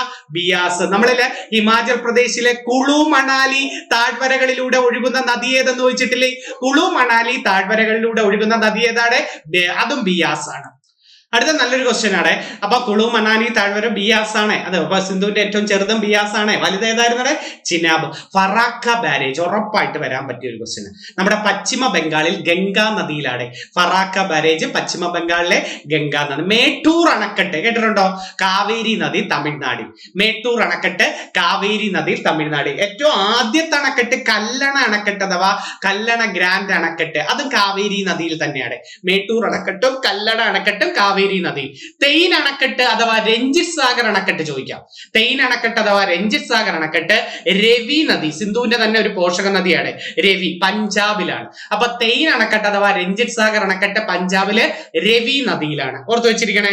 അതുപോലെ പക്രാനങ്കലും അതിൽ രണ്ടും ഉണ്ട്, പക്രായ് നങ്കൽ, രണ്ടണക്കെട്ട് നമ്മൾ ഒറ്റയടിക്കാ പറയാറുള്ളത്. പക്രാനങ്കൽ അണക്കെട്ട് രണ്ട് സ്റ്റേറ്റ് ആയിട്ട് ഹിമാചൽ പ്രദേശിലും പഞ്ചാബിലും ആയിട്ടാണ് ബക്രാനങ്കൽ കിടക്കുന്നത്. അതുകൊണ്ട് ബക്രാനങ്കൽ അണക്കെട്ട് എവിടെയെന്ന് ഏത് നദിയിൽ ചോദിച്ചാൽ നിങ്ങൾ സത്ലജ് പറഞ്ഞാൽ, പക്ഷെ രണ്ട് സ്റ്റേറ്റിലായിട്ടാണ് കിടക്കുന്നത്, ഹിമാചൽ പ്രദേശിലും പഞ്ചാബിലുമായിട്ട് പറയുന്നത്. ഗാന്ധി സാഗർ അണക്കെട്ട് ചോദിച്ചിട്ടുണ്ട്, അത് ചമ്പൽ നദി മധ്യപ്രദേശിലാണ്. ഉറി, നല്ലൊരു ക്വസ്റ്റ്യൻ. ഇതൊക്കെ ഉറി ഉണ്ട്, ബെഗ്ലിഹാർ ഉണ്ട്, ദുൽഹസ്തി ഉണ്ട്, കിഷൻ ഗംഗയുണ്ട്. ഇത് നാലും ഒരു പ്രത്യേകതയാണ്. ഉറിയും ബെഗ്ലിഹാറും ദുൽഹസ്തിയും കിഷൻ ഗംഗയും, ഇത് നാലും ജമ്മു കാശ്മീരിലാണ് കിടക്കുന്നത്. അതിൽ ഉറിയും കിഷൻ ഗംഗ പ്രോജക്റ്റും ചലം നദിയിലും, ബെഗ്ലിഹാർ പദ്ധതിയും ദുൽഹസ്തി പ്രോജക്റ്റും ചിനാബ് നദിയിലും. ഉറപ്പ് വരുമെന്ന് ഉറപ്പ് പ്രതീക്ഷിക്കുന്ന ഒരു ക്വസ്റ്റ്യൻ. ഉറി ഹൈഡ്രോ ഇലക്ട്രിക്കൽ പ്രോജക്റ്റും കിഷൻ ഗംഗ പ്രോജക്റ്റും ഏത് നദിയാണ്? ചലം നദിയിൽ. ബെഗ്ലിഹാറും ദുൽഹസ്തിയും ഏത് നദിയിലാണ്? ചിനാബ് നദിയിലാണ്. കൊയ്ന അണക്കെട്ടുണ്ട്, കൊയ്ന, മഹാരാഷ്ട്രയെ ജീവൻ രേഖ എന്നൊക്കെ വിളിക്കുന്നത് കൊയ്ന, അത് കൊയ്ന നദിയിൽ തന്നെയാണ്, മഹാരാഷ്ട്രയിലാണ്. അത് നോക്കണ്ടേ. ഓക്കെ, നല്ലൊരു ക്വസ്റ്റ്യൻ. അടുത്തത് നോക്കാം, ദാദാ സാഹിബ് ഫാൽക്കെ പുരസ്കാരം. ഇപ്പൊ മോഹൻലാലിന് കിട്ടിയത് കൊണ്ട് ചിലപ്പോ സ്റ്റേറ്റ്മെന്റിൽ വരാം, അതുകൊണ്ട് എനിക്കൊരു വിശ്വാസത്തിന്റെ പുറത്താണ് ഞാൻ എഴുതരുന്നത്. നമുക്ക് നോക്കാം. ദാദാ സാഹിബ് ഫാൽക്കെ പുരസ്കാരം 1969 ഏർപ്പെടുത്തി, അല്ലെ? 69 ഏർപ്പെടുത്തിയത്. ഇന്ത്യൻ സിനിമയുടെ ഏറ്റവും ഉയർന്ന പുരസ്കാരം അല്ലേ ദാദാ സാഹിബ്? ആരാ ദാദാ സാഹിബ്? ഇന്ത്യൻ സിനിമയുടെ പിതാവ്, അല്ലെ? 1913 ആദ്യമായിട്ട് ഇന്ത്യയിൽ ഒരു സിനിമ പുറത്തിറക്കുന്ന ഇദ്ദേഹമാണ്. ഏതാ ഇദ്ദേഹം ഇറക്കിയ സിനിമ? രാജാ ഹരിശ്ചന്ദ്ര, അല്ലെ? അപ്പൊ ഇന്ത്യയിലെ ആദ്യത്തെ സിനിമ ഏതാണ്? രാജാ ഹരിശ്ചന്ദ്ര. സംവിധാനം ചെയ്തതാരാ? ദാദാ സാഹിബ് ഫാൽക്കെ. ഏത് വർഷമാ? 13. ദാദാ സാഹിബ് ഫാൽക്കെ ഏത് വർഷമാണ്? 1913. നമ്മുടെ രവീന്ദ്രനാഥ ടാഗോറിന് ഗീതാഞ്ജലിക്ക് നോബൽ സമ്മാനം കിട്ടിയതും 13 ആണ്, 13. അപ്പൊ ദാദാ സാഹിബ് ഫാൽക്കെ ആദ്യ സിനിമ പുറത്തിറക്കിയത് 13. അദ്ദേഹത്തിന്റെ പേരിലാണ് ഇന്ത്യൻ സിനിമയ്ക്ക് കൊടുക്കുന്ന ഏറ്റവും ഉയർന്ന പുരസ്കാരം. 69. 69 ഓഗസ്റ്റ് 15 ISR വന്നത്. ISR വന്നത് 69 ഓഗസ്റ്റ് 15 69 ജൂലൈ 21 മനുഷ്യൻ ആദ്യമായിട്ട് ചന്ദ്രനിൽ കാലുകുത്തിയത് ആണ്. 69 ജൂലൈ 21 നീൽ ആംസ്ട്രോങ് മനുഷ്യൻ ആദ്യമായിട്ട് ചന്ദ്രനിൽ കാലുകുത്തിയത് 69. ബുക്കർ സമ്മാനം കൊടുത്തു തുടങ്ങിയത് 69. ബുക്കർ സമ്മാനം 1969 ബുക്കർ സമ്മാനം കൊടുത്തു തുടങ്ങിയത്. KSFE ഇല്ലേ, KSFE Kerala state financial enterprises, അത് വന്നതും 69. KSFE വന്നത് 69. KSFEയുടെ ആസ്ഥാനം തിരുവനന്തപുരത്തല്ല, തൃശ്ശൂർ ഭദ്രതാ ഭവനാണ് കേട്ടോ. KSFEയുടെ ആസ്ഥാനം എവിടെയാണ്? തൃശ്ശൂർ ഭദ്രതാ ഭവൻ. അപ്പൊ KSFE വന്നത് 69. ഫാൽക്കെ അവാർഡ് 69. എക്കണോമിക്സിന് നോബൽ സമ്മാനം കൊടുത്തു തുടങ്ങിയത് 69 ആണ്. 68 ഏർപ്പെടുത്തി, പക്ഷെ 69 കൊടുത്തു തുടങ്ങി. എക്കണോമിക്സിന് നോബൽ സമ്മാനം ഏർപ്പെടുത്തിയത് 69. മലയാള ചലച്ചിത്ര അവാർഡുകൾ കൊടുത്തു തുടങ്ങിയത് 69. മലയാളത്തിന്റെ ചലച്ചിത്ര അവാർഡുകൾ കൊടുത്തു തുടങ്ങിയ വർഷം എന്നാണ്? 69. ഓക്കെ, അപ്പൊ ഫാൽക്കെ അവാർഡ് കൊടുത്തു തുടങ്ങിയ 69. 10 ലക്ഷം രൂപയാണ് ഇന്ത്യൻ സിനിമയ്ക്ക് കൊടുക്കുന്ന ഏറ്റവും ഉയർന്ന പുരസ്കാരം. ആദ്യം ലഭിച്ചത് ദേവിക റാണി റോറിച്ചിനാണ്. ദേവിക റാണി റോറിച്ചിനാണ് ആദ്യത്തെ ഫാൽക്കെ പുരസ്കാരം. രണ്ടാമത് ലഭിക്കുന്നത് വീരേന്ദ്രനാഥ സർക്കാരിനാണ്. രണ്ടാമത് ഇന്ത്യൻ സിനിമയിൽ നിന്ന് കേൾക്കുന്നത്. ആദ്യത്തെ മലയാളി ആരാന്നറിയാമോ? ആദ്യ മലയാളി അടൂർ ഗോപാലകൃഷ്ണൻ. 2004 അടൂർ. 2 മലയാളികൾക്ക് കിട്ടിയുള്ളൂ, ഇപ്പൊ ഒരാൾക്ക് കിട്ടി. ആദ്യം കിട്ടുന്ന മലയാളി ആരാണ്? അടൂർ ഗോപാലകൃഷ്ണൻ 2004. ആദ്യ സിനിമാ നടൻ എന്ന് ചോദിച്ചാൽ മരണാനന്തരം നമ്മുടെ പൃഥ്വിരാജ് കപൂറിനാണ് കൊടുക്കുന്നത് കേട്ടോ. ഫാൽക്കെ പുരസ്കാരവും ഇന്ത്യൻ സിനിമയുടെ ഏറ്റവും ഉയർന്നതല്ലേ ഫാൽക്കെ. ഇനി ഇന്ത്യയുടെ ഏറ്റവും ഉയർന്ന ഏതാ? ഭാരതരത്നം. ഫാൽക്കെ പുരസ്കാരവും ഭാരതരത്നവും നേടുന്ന 2 വ്യക്തികളുണ്ട്, ലതാ മങ്കേഷ്കറും സത്യജിത് റേയും. അപ്പൊ ഇന്ത്യയുടെ ഏറ്റവും ഉയർന്ന പുരസ്കാരമായ ഭാരതരത്നവും ഇന്ത്യൻ സിനിമയുടെ ഏറ്റവും ഉയർന്ന പുരസ്കാരമായ ഫാൽക്കെ പുരസ്കാരവും ലഭിച്ച 2 വ്യക്തികൾ ആരാക്കേടെ? ലതാ മങ്കേഷ്കറും സത്യജിത് റേയുമാണ് കേട്ടോ. ഇനി അവസാനം കൊടുത്തു തുടങ്ങിയ കുറച്ച് ഓർഡർ എഴുതിയിട്ടുണ്ട്. ചിലപ്പം 55, 54, 53 എങ്ങനെ ചോദിച്ചാലോ, അതുകൊണ്ട് കുറച്ച് എഴുതിയിട്ടുണ്ട്. ഏറ്റവും അവസാനത്തെ നമ്മുടെ 2023 അവാർഡാണ് നമ്മുടെ മോഹൻലാലിന് കിട്ടിയത്. കഴിഞ്ഞ ആഴ്ച നടന്ന പ്രിലിംസിന് വരെ ചോദിച്ചു, അങ്ങോട്ട് പ്രഖ്യാപിച്ചു, പെട്ടെന്ന് തന്നെ ചോദിക്കുകയും ചെയ്തു അല്ലെ. 55ാമത്തെ അവാർഡ് 2023 അവാർഡ് മോഹൻലാലിന് കിട്ടി. കിട്ടി. 22 54-ാമത്തത് മിഥുൻ ചക്രവർത്തി. 21 വഹീദ റഹ്മാൻ അല്ലെ, നടിയായ വഹീദ റഹ്മാൻ 53. പിന്നെ ആശ പരീഖ് 52. പിന്നെ 2019 അവാർഡ് 51 അവാർഡ് രജനീകാന്തിന് കിട്ടി. 18 50-ാമത്തെ അവാർഡ് നമ്മുടെ അമിതാഭ് ബച്ചനാണ് കിട്ടുന്നത്. 50-ാമത്തത് ദാദാ സാഹിബ്, അമിതാഭ് ബച്ചൻ, പിന്നെ രജനീകാന്ത്, ആശ പരീഖ്, വഹീദ റഹ്മാൻ, മിഥുൻ ചക്രവർത്തി, മോഹൻലാൽ. തെറ്റിപ്പോരുതേ, ഓർഡർ ഒന്ന് പഠിച്ചു വെച്ചിരിക്കണേ. ഇതൊക്കെ എഴുതി വെക്കുന്നത് നിങ്ങളുടെ ആവശ്യത്തിനാണ്, എപ്പോഴാ ചോദിക്കുന്നതെന്ന് അറിയത്തില്ല. അടുത്തത് ഉറപ്പ് വരുമെന്ന് ഉറപ്പ് പറയുന്ന അടുത്ത ഒരു ചേരുംപടി, മാച്ച് ദ ഫോളോയിങ് നിങ്ങൾക്ക് പ്രിലിംസിന് ഉറപ്പായിട്ട് വരാൻ പ്രതീക്ഷിക്കാം. ഇന്ത്യയിലെ പ്രധാനപ്പെട്ട നവോത്ഥാന സംഘടനകൾ, സ്ഥാപകർ, വർഷം. ഓട്ടെ, ഡീപ്പായിട്ട് ഞാൻ പറഞ്ഞു പോയ ഒത്തിരി സമയം എടുക്കും, ഒത്തിരി എടുത്താൽ നിങ്ങളും അത് അവസാനം ബോറടിക്കും. ഞാൻ അതൊന്ന് നോക്കട്ടെ. ബ്രഹ്മസമാജം ആരാ? രാജാറാം മോഹൻ റോയ് 1828. ബ്രഹ്മസമാജം 1828 രാജാറാം മോഹൻ റോയ്. ആത്മീയ സഭ 1815 രാജാറാം മോഹൻ റോയ്. രാജാറാം മോഹൻ റോയുടെ രണ്ട് സംഘടനകൾ പറഞ്ഞേ, ബ്രഹ്മസമാജവും ആത്മീയ സഭയും. ആത്മീയ സഭ 1815-ലാണെങ്കിൽ ബ്രഹ്മസമാജം 1828. ഇനി ആര്യ സമാജം ആരുടെയാണ്? ആര്യ സമാജം സ്വാമി ദയാനന്ദ സരസ്വതി. വർഷം കണ്ടോ? 1875. അദ്ദേഹത്തിന് രണ്ട് പ്രസ്ഥാനം ഉണ്ടേ, ആര്യ സമാജവും ശുദ്ധി പ്രസ്ഥാനവും. അങ്ങനെയും ചോദിക്കാം കേട്ടോ. ആര്യ സമാജവും ശുദ്ധി പ്രസ്ഥാനം ആരുടെയാണ്? സ്വാമി ദയാനന്ദ സരസ്വതി. രണ്ടും ഒരു വർഷം പഠിച്ചാൽ മതി. 1875-ലാണ്. രാമകൃഷ്ണ മിഷൻ 1897 സ്വാമി വിവേകാനന്ദന്റെയാണ്. സ്വാമി വിവേകാനന്ദന്റെ സംഘടനയുടെ പേര് അതാണ് രാമകൃഷ്ണ മിഷൻ. ഇദ്ദേഹത്തെ കുറിച്ചൊക്കെ പിന്നീട് ഞാൻ ഡീപ്പായിട്ട് പറഞ്ഞു പോവാം. അലിഗഡ് പ്രസ്ഥാനം കണ്ടോ? 1875 ഇന്ത്യൻ മുസ്ലിം നവോത്ഥാനത്തിന്റെ പിതാവ് എന്ന് വിളിക്കുന്ന സർ സയ്യദ് അഹമ്മദ് ഖാനാണ്. അലിഗഡ് പ്രസ്ഥാന സ്ഥാപകനാരാണ്? സർ സയ്യദ് അഹമ്മദ് ഖാൻ. 1875 സാർവജനിക് സഭ 1870 MG റാനഡെ, മഹാദേവ ഗോവിന്ദ റാനഡെ. സാർവജനിക് സഭ 1870 MG റാനഡെ. ഇതുവരെ നമ്മൾ എന്തൊക്കെ പഠിച്ചു? ബ്രഹ്മസമാജവും ആത്മീയ സഭയും വന്നത് രാജാറാം മോഹൻ റോയ്. ആത്മീയ സഭ 1815-ലും ബ്രഹ്മസമാജം 1828-ലും. പിന്നെ സ്വാമി ദയാനന്ദ സരസ്വതിയുടെ രണ്ട് പ്രസ്ഥാനങ്ങൾ ഏതൊക്കെയാ? ആര്യ സമാജവും ശുദ്ധി പ്രസ്ഥാനവും. ഏത് വർഷം? 1875. സ്വാമി വിവേകാനന്ദന്റെ രാമകൃഷ്ണ മിഷൻ 1897. അലിഗഡ് പ്രസ്ഥാനം സ്ഥാപിച്ച സർ സയ്യിദ് അഹമ്മദ് ഖാൻ അലി 1875. സാർവജനിക് സഭ സ്ഥാപിച്ചത് ആരാണ്? MG റാനഡെ 1870-ലാണ്. പ്രാർത്ഥനാ സമാജം സ്ഥാപിച്ചത് 1867-ലാണ്. ആത്മാറാം പാണ്ഡുരംഗ്. ആത്മാറാം പാണ്ഡുരംഗ് പ്രാർത്ഥനാ സമാജം. സത്യശോധക സമാജ് 1873 ജ്യോതിറാവു ഫുലെയാണ്. Servants of India society Gopalakrishna ഗോഖലെയുടെ 1905-ലാണ്. Servants of India society Gopalakrishna ഗോഖലെയുടെയാണ് കേട്ടോ. ഗോഖലെ മഹാരാഷ്ട്ര സോക്രട്ടീസ് എന്നൊക്കെ വിളിക്കത്തില്ലേ. തിയോസഫിക്കൽ സൊസൈറ്റി ഇന്ത്യയിലല്ല വരുന്നത്, ഇത് ന്യൂയോർക്കിൽ ആദ്യം വരുന്നത്. മാഡം ബ്ലാവസ്കിയും കേണൽ ഓൾക്കോട്ടും ചേർന്ന് 1875 ഇന്ത്യയിൽ ന്യൂയോർക്കിൽ സ്ഥാപിക്കുന്നുണ്ട്. ഇന്ത്യയിൽ അത് പിന്നീട് ആനി ബസന്റ് ഏറ്റെടുത്ത് നടത്തുകയാണ് ചെയ്തത്. കണ്ടോ, സേവാസദനും സേവാ സമിതിയും നേരത്തെ ഞാൻ പറഞ്ഞു തന്നു. സേവാസദൻ 1885 BM മലബാറിയും സേവാ സമിതി 1913 നമ്മുടെ HN കുസ്രുവാണ്. HN Kunzru. Abhinava Bharat BD സവർക്കറുടെ സംഘടനയാണ്. അഭിനവ ഭാരത് മിത്രമേള അദ്ദേഹത്തിന്റെ സംഘടനയാണ് കേട്ടോ. അഭിനവ ഭാരത് മിത്രമേള 1904-ലാണ് അഭിനവ ഭാരത് കൊണ്ടുവരുന്നത് BD സവർക്കർ. ഹോം റൂൾ പ്രസ്ഥാനം സ്ഥാപിച്ചത് 1916 ആനി ബസന്റ് ആണ്.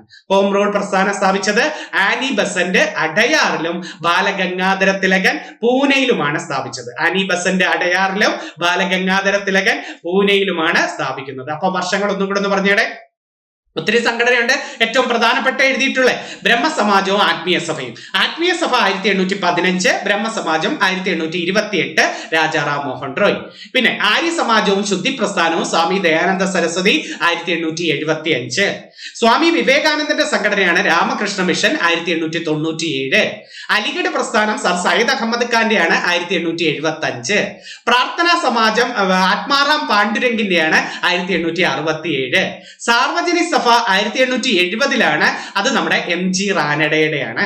സത്യശോധക സമാജ് 1873 ജ്യോതിറാവു ഫുലെയുടെയാണ്. സേവാ സദനും സേവാ സമിതിയും പഠിച്ചു. സേവാ സദൻ BM മലബാറി 1885, സേവാ സമിതി 1914 HN ഖുസ്രുവിന്റെയാണ്. അഭിനവ ഭാരതും മിത്രമേളയും ആരുടെ? VD സവർക്കറുടെയാണ്. സെർവൻസ് ഓഫ് ഇന്ത്യ സൊസൈറ്റി ആരുടെ? 1905 ഗോപാലകൃഷ്ണ ഗോഖലെയുടെയാണ്. Home rule പ്രസ്ഥാനമാരുടെ?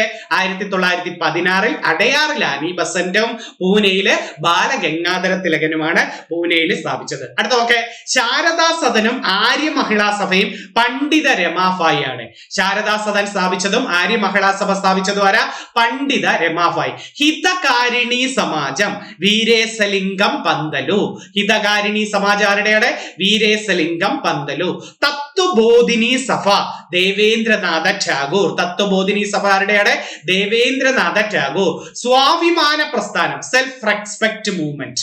Self respect movement സ്വാഭിമാന പ്രസ്ഥാനം EV രാമസ്വാമി നായ്ക്കരുടെയാണ്. EV രാമസ്വാമി നായ്ക്കർ, പെരിയോർ, വൈക്കം ഹീറോ എന്നൊക്കെ വിളിക്കുന്നത് ഇദ്ദേഹത്തെ അല്ലേ?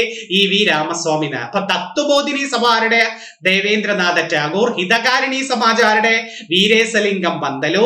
ശാരദാ സദനും ആര്യ മഹിളാ സഭയാരുടെയാണ്? പണ്ഡിത രമാഫായിയുടെയാണ് അല്ലെ? പണ്ഡിത രമാഫായി. വലിയ ബുദ്ധിമുട്ടുകളില്ലാത്ത കുറച്ച് കാര്യങ്ങളാണ് ഞാൻ ഇന്ന് പറഞ്ഞത്. ഏതൊക്കെ പറഞ്ഞായിരുന്നു ഇന്ന് നമ്മള് വനിതാ ലോകകപ്പ് പഠിച്ചു. ആദ്യത്തത് വനിതാ ലോകകപ്പ് പഠിച്ചു. പിന്നെ ഏതായിരുന്നു? നവോത്ഥാന സംഘടനകൾ പഠിച്ചു. കേരളത്തിലെ സാംസ്കാരിക സ്ഥാപനങ്ങൾ പഠിച്ചു അല്ലെ? കേരളത്തിലെ സാംസ്കാരിക സ്ഥാപനങ്ങൾ പഠിച്ചു. നവോത്ഥാന സംഘടനകൾ പഠിച്ചായിരുന്നു. പിന്നെ നമ്മൾ വേറെ ഏതാണ്ടൊക്കെ പഠിച്ചായിരുന്നല്ലോ. പിന്നെ നമ്മൾ നവോത്ഥാന സംഘടനകൾ പഠിച്ച ദാദാ സാഹിബ് ഫാൽക്കെ പുരസ്കാരം, അണക്കെട്ടുകൾ പഠിച്ചു അല്ലെ? അണക്കെട്ടുകൾ പറഞ്ഞായിരുന്നു. 2-3 അണക്കെട്ട് ചോദിച്ചോട്ടെ. തെഹരി അണക്കെട്ട്, ഭഗീരഥിയിൽ, ബക്രാനങ്കൽ, സത്ലജ്, ഹീരാക്കുഡ്, മഹാനദി, അലമാട്ടി, കൃഷ്ണ, സർദാർ സരോവറും ഓങ്കാരേശ്വറും, നർമ്മദ, കക്രപ്പാറ ഉകായി, താപ്തി, കക്രപ്പാറ ഉകായി, താപ്തി, ഉറി ഹൈഡ്രോ ഇലക്ട്രിക്കലും കിഷൻ ഗംഗയും, ചലം നദി, ദുൽഹസ്തി പവർ പ്രോജക്ട്, ദുൽഹസ്തിയും ബെഗ്ലിഹാറും, ചിനാബ് നദിയിൽ. സിന്ധുവിന്റെ ഏറ്റവും വലുത് ചിനാബാണ്. ഏറ്റവും ചെറുത് ഏതാണ്? ഏറ്റവും ചെറുത് ഏതെന്ന് ചോദിച്ചാൽ നിങ്ങൾ പറയേണ്ടത് ബിയാസ് ആണ്. ഏറ്റവും ചെറുത് ഏതാണ്? സിന്ധുവിന്റെ ഏറ്റവും ചെറിയ പോഷക നദി ബിയാസ്. കുഴപ്പമില്ലായിരുന്നല്ലോ. നല്ലൊരു റിവിഷൻ, ബേസിക് റിവിഷൻ. ഞാൻ വലിയ കടകട്ടിയൊന്നും കൊണ്ടുവരുന്നില്ല. ഇത് തെറ്റാതിരിക്കുക. എന്റേതും ഒരു എപ്പോഴെങ്കിലും ഫ്രീ കിട്ടുന്ന സമയത്ത് നിങ്ങൾ നോക്കി പഠിക്കാനേ ഞാൻ പറയുന്നുള്ളൂ. അല്ലാതെ വലിയ കടുകട്ടി നിങ്ങൾക്ക് ഇതൊക്കെ ചിലപ്പോൾ മാച്ച് ദ ഫോളോയിങ്ങിന് ചോദിക്കുകയോ ചിലപ്പോൾ ചോദിച്ചാലോ ചിലപ്പോൾ എല്ലാവരും വലിയ, അതുകൊണ്ട് ഫ്രീ കിട്ടുന്ന എപ്പോഴാണോ നിങ്ങൾക്ക് പറ്റുന്ന സമയം പോയിരുന്നെന്ന് പഠിക്കുക, റിവിഷൻ കേൾക്കുക കേട്ടോ. ഒത്തിരി സന്തോഷമുണ്ട് ഇങ്ങനെ ഒരു റിവിഷൻ ക്ലാസ്സുമായിട്ട് നിങ്ങളുടെ മുമ്പിലേക്ക് വന്ന. ക്ലാസ് ഇഷ്ടപ്പെട്ടെങ്കിൽ തീർച്ചയായിട്ടും കമന്റുകൾ ഇടണം. നിങ്ങളുടെ ആ കമന്റുകൾ വായിക്കുമ്പോഴാണ് നമുക്കും ഒരു സന്തോഷം. അടുത്ത ക്ലാസ്സിൽ ഇതുമായി ബന്ധപ്പെട്ട് നല്ലൊരു 5 ഹോട്ട് ടോപ്പിക്സ് വീണ്ടും നിങ്ങളുടെ മുമ്പിലേക്ക് കൊണ്ടുവരാം. ഓക്കെ, ഒത്തിരി സന്തോഷത്തോടെ. ഇടയ്ക്കൊക്കെ ഇംഗ്ലീഷ് വിട്ട് പറഞ്ഞു പോകാൻ ബുദ്ധിമുട്ടുണ്ട്. അതുകൊണ്ടാണ് ആദ്യമേ ക്ഷമ ചോദിച്ചിരിക്കുന്നത്.